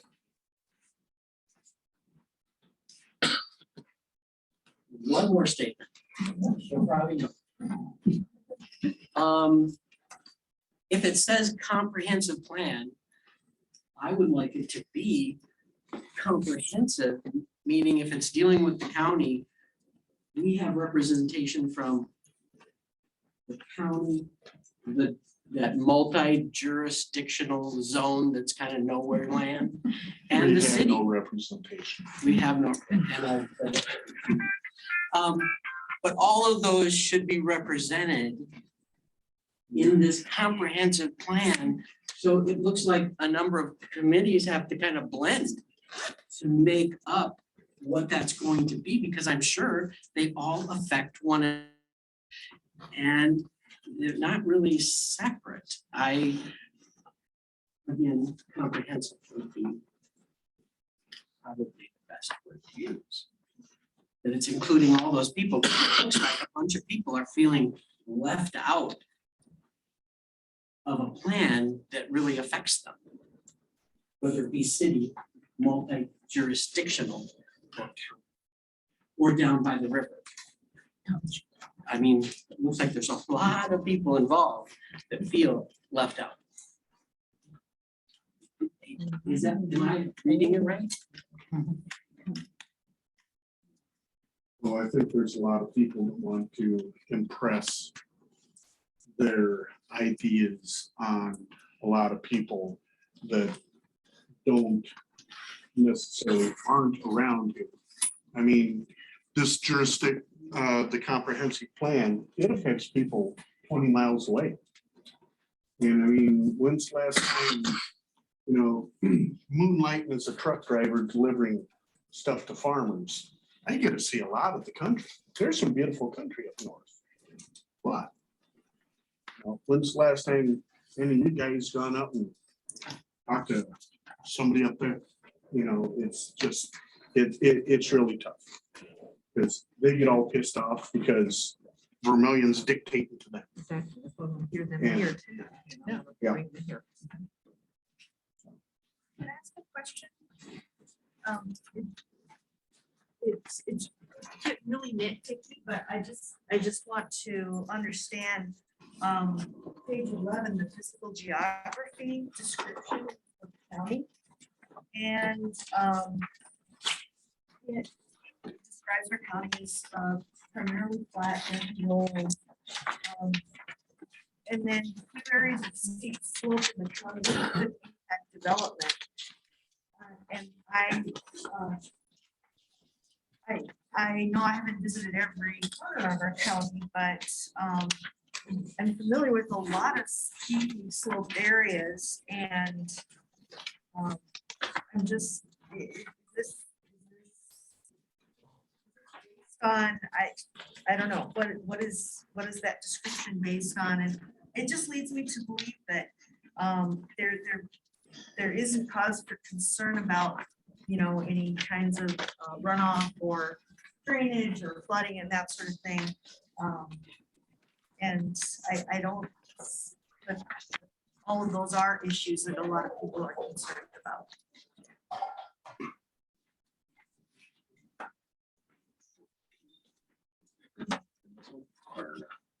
Your page 11. It's under section 5, environmental constraints.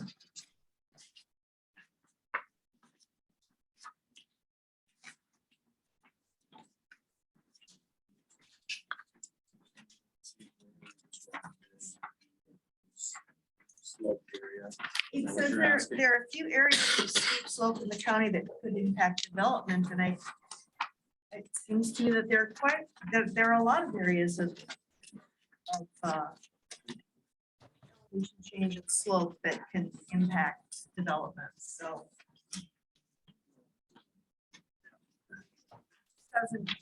This doesn't connect with my understanding of our land.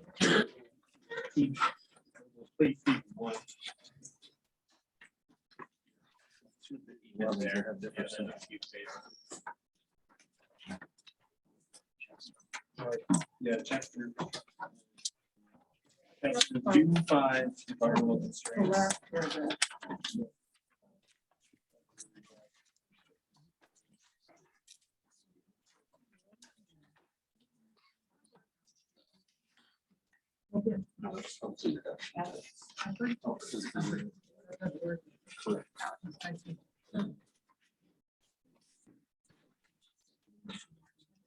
It's been online.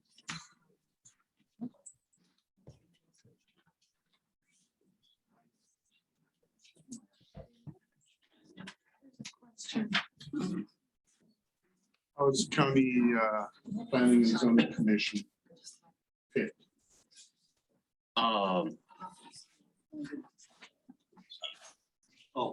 Yeah, go for it. So they apply, and then it goes to the county commission. They review the applications and then they vote on it. They.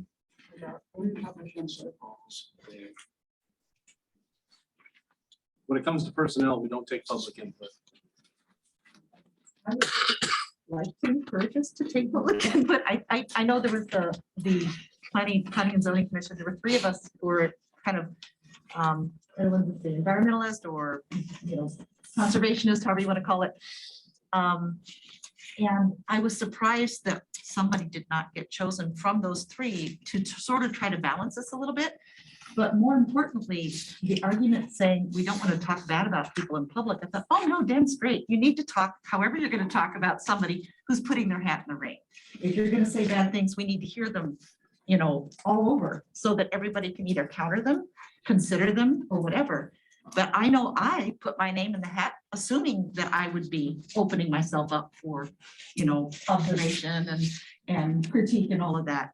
And I was surprised that that was a closed thing. I think we need to reconsider that, because I think if you're putting yourself out there, just like when you're running for office, you're opening yourself up to be talked about, you know. And I think that's a good thing. It's thoughtful consideration. Right, right. It's not really public office. They're more of an employee. But it's a really important public function. Well, it's the way it's been handled. Right, so I'm just saying you might want to consider changing that. There are some legal questions, legal reasons why the board, the state's attorney did a write-up. What were the reasons? Of why we did it in. Yeah. Legal consideration. Of why we did it in Right. executive session. Yes. Yeah, there's some wording in the state open meetings laws about what.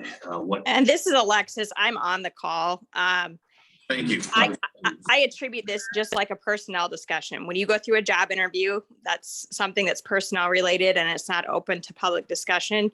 And so I think that was the approach that we took to this, is that this was an application for a position, and just like any other job interview, they serve at the pleasure of the commission, and that's how we approach that. And again, I appreciate that, Alexis, but I'm just hoping we can reconsider that, because I think I'm almost sure that the other people who were part of that pool would agree that it would be good to have it aired more publicly, because it's such a publicly necessary function. Well, and there were no there were no interviews conducted, so far as I know.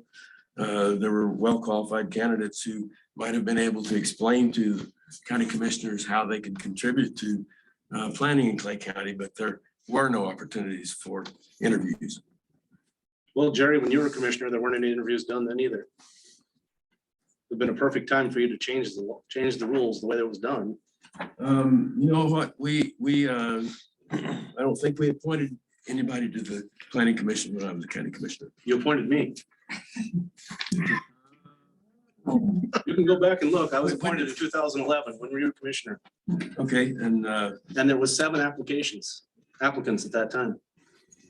did we interview you? Nope. Maybe we should have.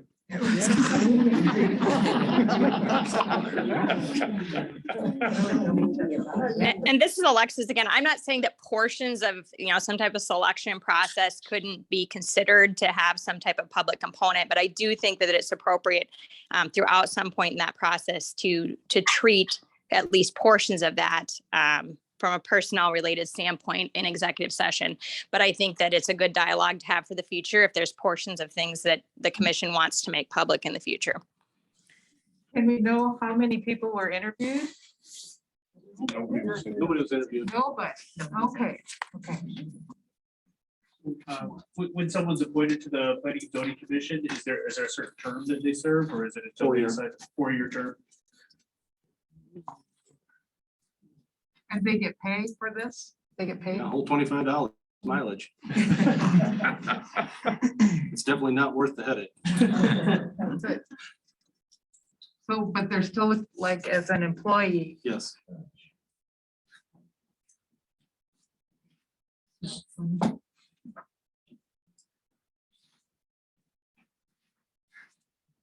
And thank you. Thank you. For. I think you know what. Because you're there on a regular basis. And you're here.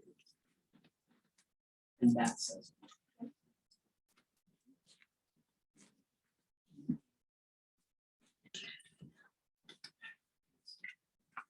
Kevin.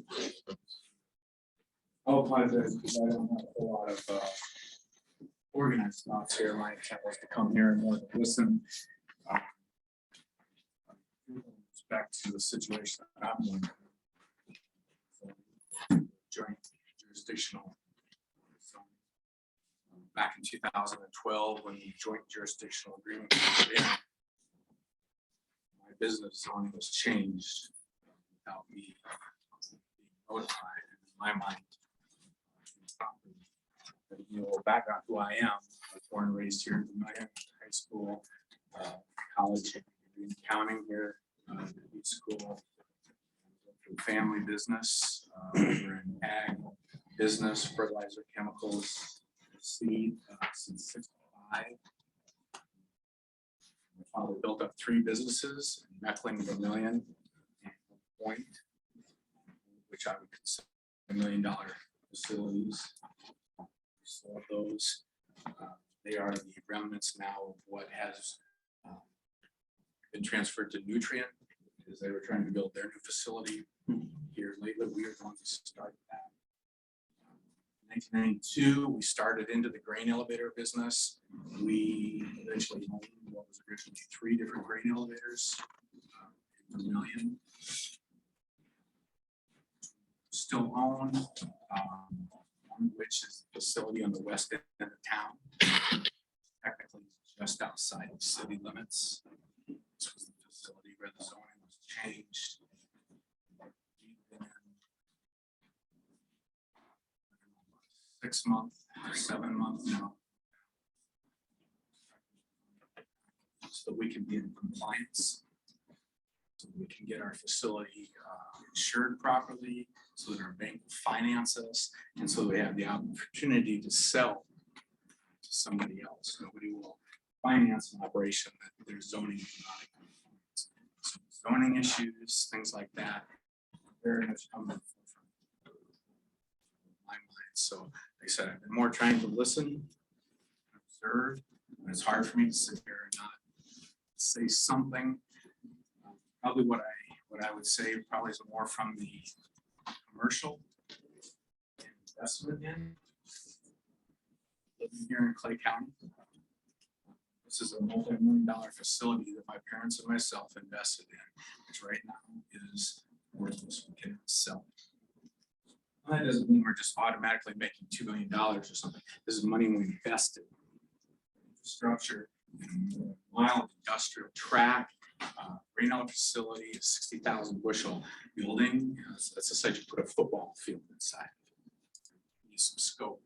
This is the kind of investment we made in a facility that was rated by a large company, Cargill, left abandoned. All 3 elevators that we bought were abandoned. So it's for a minimum of a year. So all 3, we'll try to continue that investment. We're having a really tough time.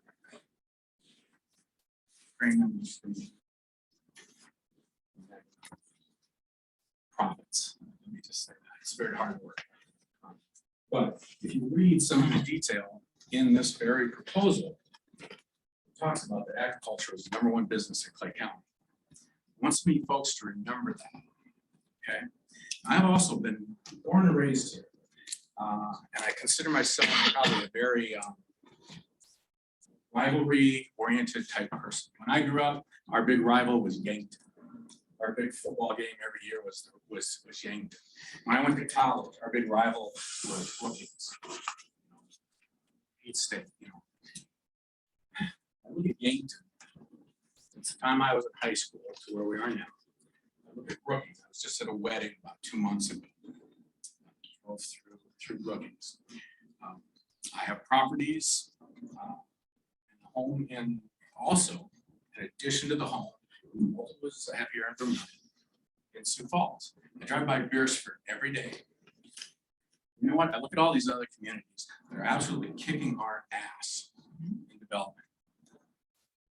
And in every aspect, jobs, housing, they have, and I, you know, I've been there's no bigger proponent of Vermilion than me all my life. Daughter that went here to USD. I've talked to some of my friends and they're coming back here and retiring. You know, hey, Vermilion's great. You know what? Look a little closer at it this last year. I think we all need to. The number of aspects that really aren't so great. Many things I'm proud of, many things I like. I got to tell you, as a business owner, what I've experienced here through this last year, and as I've taken a closer look, and I've sat through numerous council meetings, county commissioner meetings, planning committee meetings here over the last 4 or 5 months, because I've been living this hell. This situation I never dreamed could have ever happened. My zoning was changed without me realizing it. The property owner. It has to be notified. Right? Anybody here in this room that doesn't believe that? No, I couldn't believe it. But I'm looking at this more closely. I'm looking at lack of development. Now, another point that I noticed in this very document was where it talks about our population. Our population has increased over the last 10 years. And if I read that correctly, the slowest rate of any population in South Dakota. That's embarrassing. That's unbelievable, given the potential Vermilion has. In the university, we have some of the best minds in the entire state, not just in the state, the tri-state area, and nationally. Some of the best minds in our area, in our country, go through our community. Are any of them staying here? Any of them creating businesses? Doesn't look like to me they are. I did because I have a family business. It was already here. The point I'm trying to make is, as a business owner, somebody that's been trying to invest in this area, we've spent millions of parents, spent millions in this community, operating multiple businesses. Now, we sold off some of them. We thought it was time to. Currently, we've invested in the grain elevators. This community is about ready to lose grain elevator. Might be the only county in South Dakota that may not have a grain elevator. Does anybody care about that?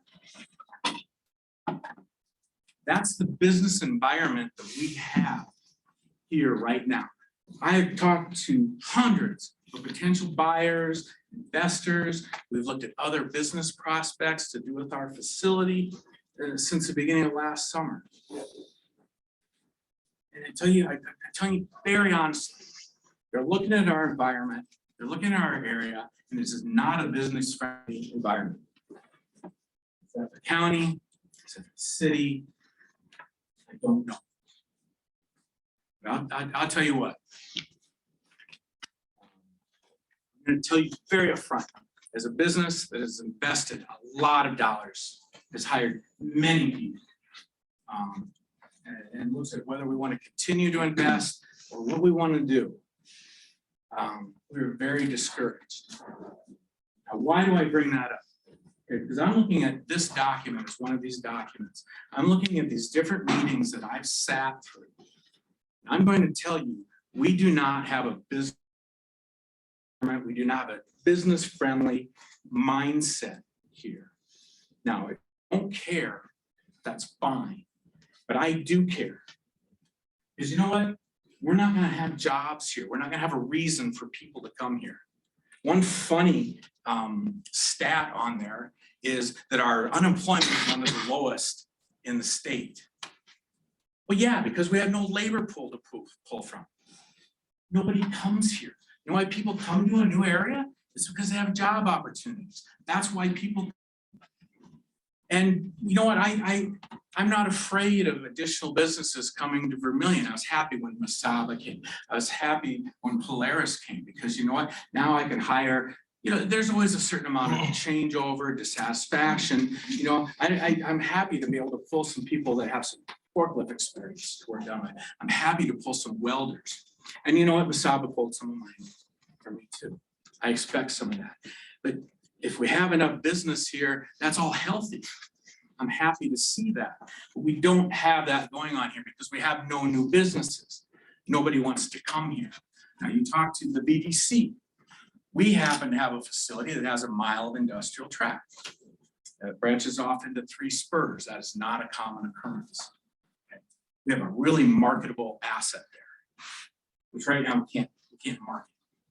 But what I've looked at since the beginning of last summer, different businesses I've talked to, different ones that want to maybe possibly invest, you know, they're interested in that tract. They're interested in that 60-foot building. They're interested in our location.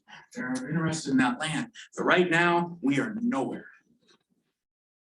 Even little details like, okay, we've been in a 6, 7, 8 month long battle getting the zoning changed back so that my grain elevator can be allowed in light industrial, which is where we wanted it to begin with, was where most people seem happy.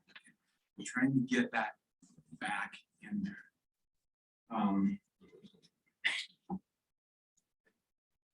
I apologize. Cameron, can I just speak up a little bit here? Yeah. You read this week's plane I wrote slowly.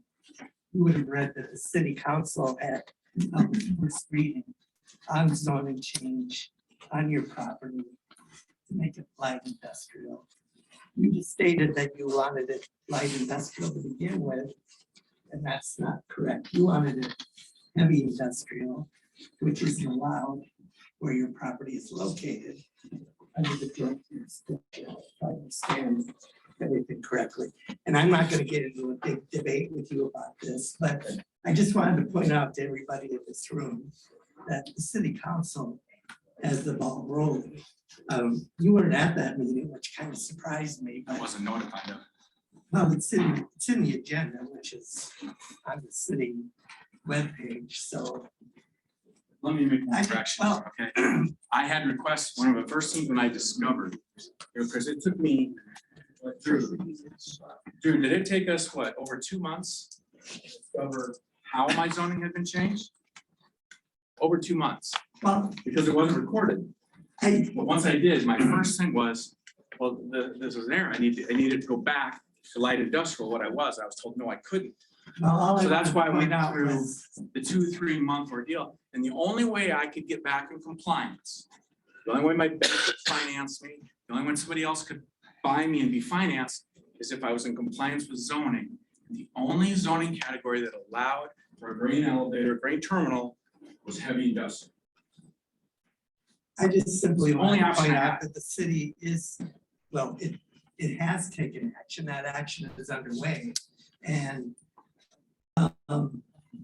And what I wanted was, please put me in compliance and then make these changes. And I said publicly, I will request that as the second it's available. well, they did. So right now, that what I started just 11, wanted that to started mention that 11 weeks because ago. I don't think everybody in this room may be aware of all the details like I am and some of the city staff is.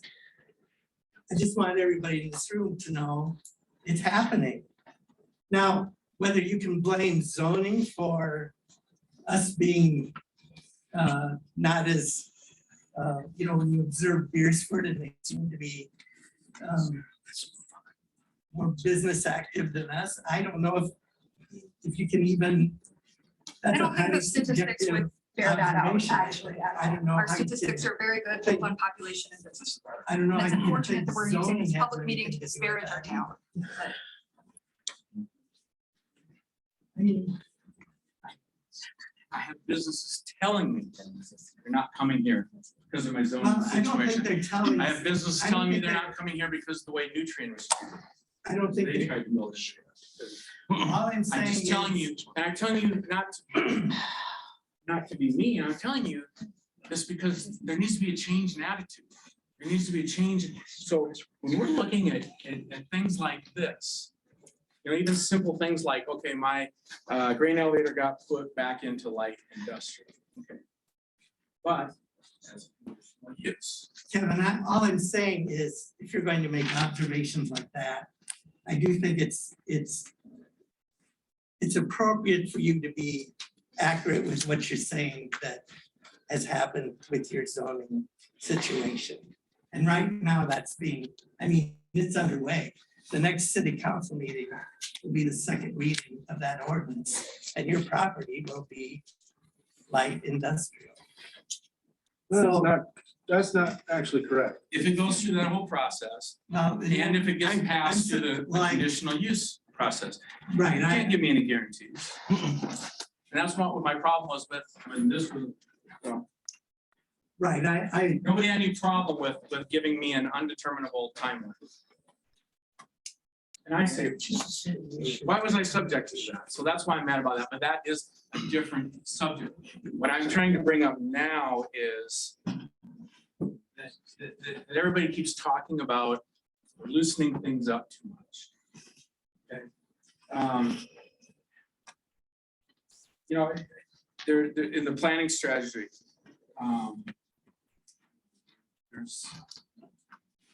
There's three goals that we're listing. It says, Clay County is committed to shape the future of the community to enhance economic development and maintain its high quality of life for all of its citizens of the community. That's great. I think everybody here likes that statement. So here's the three goals listed. Ensure the health and safety of the citizens. That's a good goal. Protect natural resources. That's a good goal.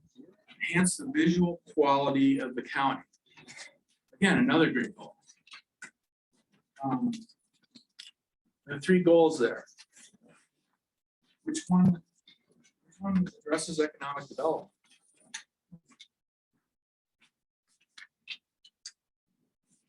None of you. Is economic development only bad? Again, a business that and I loved Alex's comment about farmers. That's the backbone of my business right now, and it is the backbone of our economics here in Clay County, in fact, the entire state. There are no better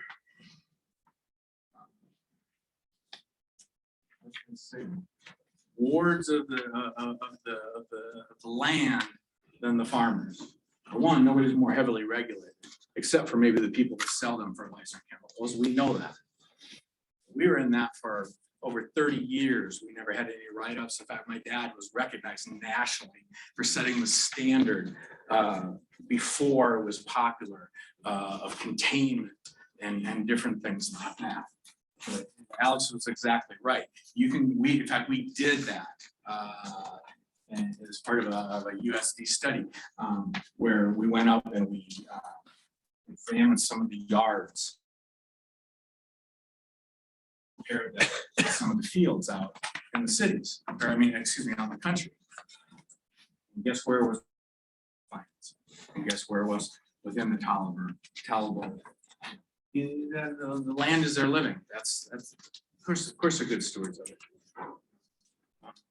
But I hate this perception where everything business-wise is bad. You know, and I keep seeing restrictions like on the farm communities, like on buildings and different things like that. You know what? As somebody that's tried to expand my business into multiple facets to be able to survive. We're just a grain elevator, warehousing, rail transload. We did multiple things, you know. But so the farmer out there wants to put up an additional building seed on it. This farm.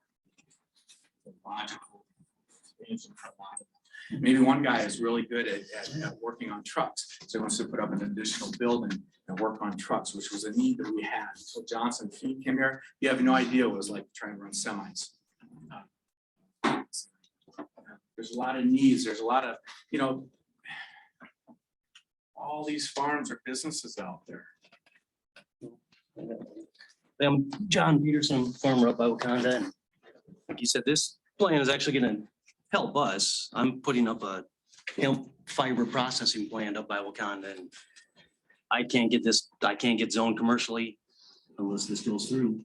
So this is a effing deal for South Dakota. Could turn into something huge, but this would be something great that will come out of this plan too, and help business there too. So sorry you're not seeing it the same way, but with my end, I'm very excited about it. The parts accommodate your needs and still protect the environment needs, and I think they could. So, And you're taking initiative, you're doing something new. But that being said, I would not be able to do that in Wakanda as is right now, like little strips along certain highways. So it's not all anti-business and anti-everything, so. And I will shut up now. But and one last thing I'll say is, you know, when we talk about the major corridors, another area I noticed is not mentioned in here is the rail. Is the rail. I hear highways. Also, we have a rail corridor that goes through Clay County, which is the Burlington Northern Main Line, which, like I said, as I've been talking to different businesses, and I mean, honestly, I'll be honest, most interested parties in my business right now aren't necessarily looking at it as a grain elevator. Part kind of because of the battle that I'm going through right now, but they're interested in the rail. They're interested in the building. The trucking world is going crazy. Drivers' rates are going through the roof. Truckers, you know, you have strikes going on up in Canada, things like that. People are going, what? Rail's cheaper, more reliable, and so we have an asset, our individual business, but the county also has an asset with that rail. And just one thing I just maybe want to mention is, are we protecting that? Because I'm also someone who owns what was a grain elevator facility down at the bottom of the bluff, and the house has moved out to us. I want to respect those people that have those homes up there. I believe we try. I don't think any out there would say we've been bad neighbors. We've always tried to be good neighbors or whatever. But we have these rail along the highway corridors.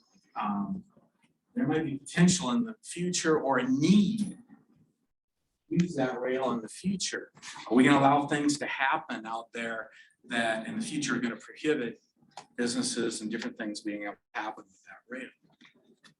Maybe there ought to be a few stipulations in there to kind of protect that too. We want to protect the river, you know, parks, different things like that. But we also want to protect those business possibilities, because one, they may be necessary, may be crucial in the future. Maybe we're not gonna be able to run semis the way we are. Probably everybody would like to see a few less semis out there. And like, wouldn't all, we all like to see more product and we buy less, you know, things like that. The rail opens that up to it. But we allow too many things to happen along there. It's just like when you can start up a new hog or cattle confinement. You know what? There's too many homes popped up around. You're going to conflict with somebody. Which is another area, maybe just to mention it, just in passing. You know what? We had feed in this area up until about 2003, and we dropped it. You know what? There's enough livestock in this area to even sustain a feed element. We pushed that much livestock out of our community. Some, that's great. Some people are very happy about that. But that's revenue. And again, that's ag's the backbone of our community. Pushing out those kinds of things. I'm just asking,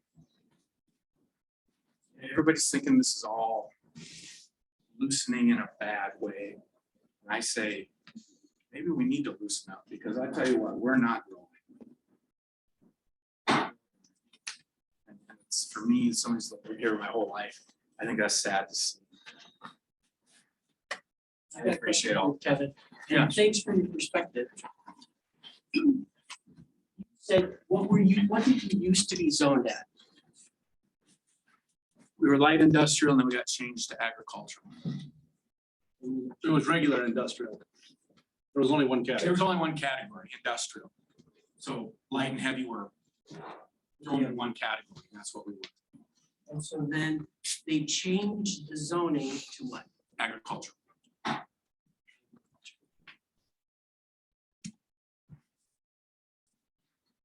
And now what are they going? Light industrial. But we had to put green elevators and agribusiness back into that light industrial. Grain elevators had been put in heavy industrial. So if you did sell, and you sold to a company that makes ethanol, you put an ethanol facility, would that be possible? No, I don't believe so. And Light? now, It would have to be heavy industrial. Yeah, distillation of products is under heavy industrial. something like an ethanol plant would have to be approved by the state, not just the county. I can't see that going in on that facility. I was just checking. I see the damage that does to the environment, having an ethanol plant right next to a city, right next to a town, right next to beautiful homes, which your facility is. So you would have to protect it. Here's another, this has come up a lot over the last few months. I almost call this the nuclear power plant objection. Nobody wants to allow any zoning change because they don't want a nuclear power plant to come in. Now, it doesn't matter if the nuclear power plant isn't fall in that category or whatever out there or anything, but we're not gonna allow that because we don't want a nuclear power plant, you know. Everybody believes these boogeyman businesses are going to come in. You know, we were industrial for 25, 30 years. Ethanol plant never wanted to come in. A sewage plant never wanted to come in. You know, none of these boogeyman businesses wanted to come in. And then, you know, and any business that has any business sense whatsoever, in a practical world, they're not going to go into an area where they're not welcome. Why would you do that? Why would you make that investment? Why would you go into an area where you're not desired and where you're not welcome? Who wants to fight it from the word go? First statement of common sense. And or, you know, I can't tell you how many different kinds of businesses were brought up to maybe go in there that, guess what? They don't need a mile of industrial. They don't need 400,000 bushels of grain. They don't need 2 grain dryers. A certain amount of investment they're gonna pay for just to get into it. I just When I want, hear all these what ifs, I that just, this would happen, come on, it's gotta be practical. I just want to quickly state to everybody too that I apologize for my statement about the second reading and it's done. Travis, you reminded me with your comment that there are other processes to go on. I believe it's a hearing before both the city and the county planning boards that have to take place, and they have to be in. That's another, Something that's that- another problem I have with the whole joint jurisdictional, according to the county attorney, if I understood her right. All these meetings are supposed to be held. Yeah, We can get back to the comprehensive plan. Good idea. I don't have anything with that. Not the joint one, not the city one, the county one. Question, regarding the numbers, do you anticipate updating these with the new census information? Because the 2018 number, if I read this correctly, is an estimate. Should we see the actual numbers to see if it? Yeah, we're getting those out. soon. As it relates to.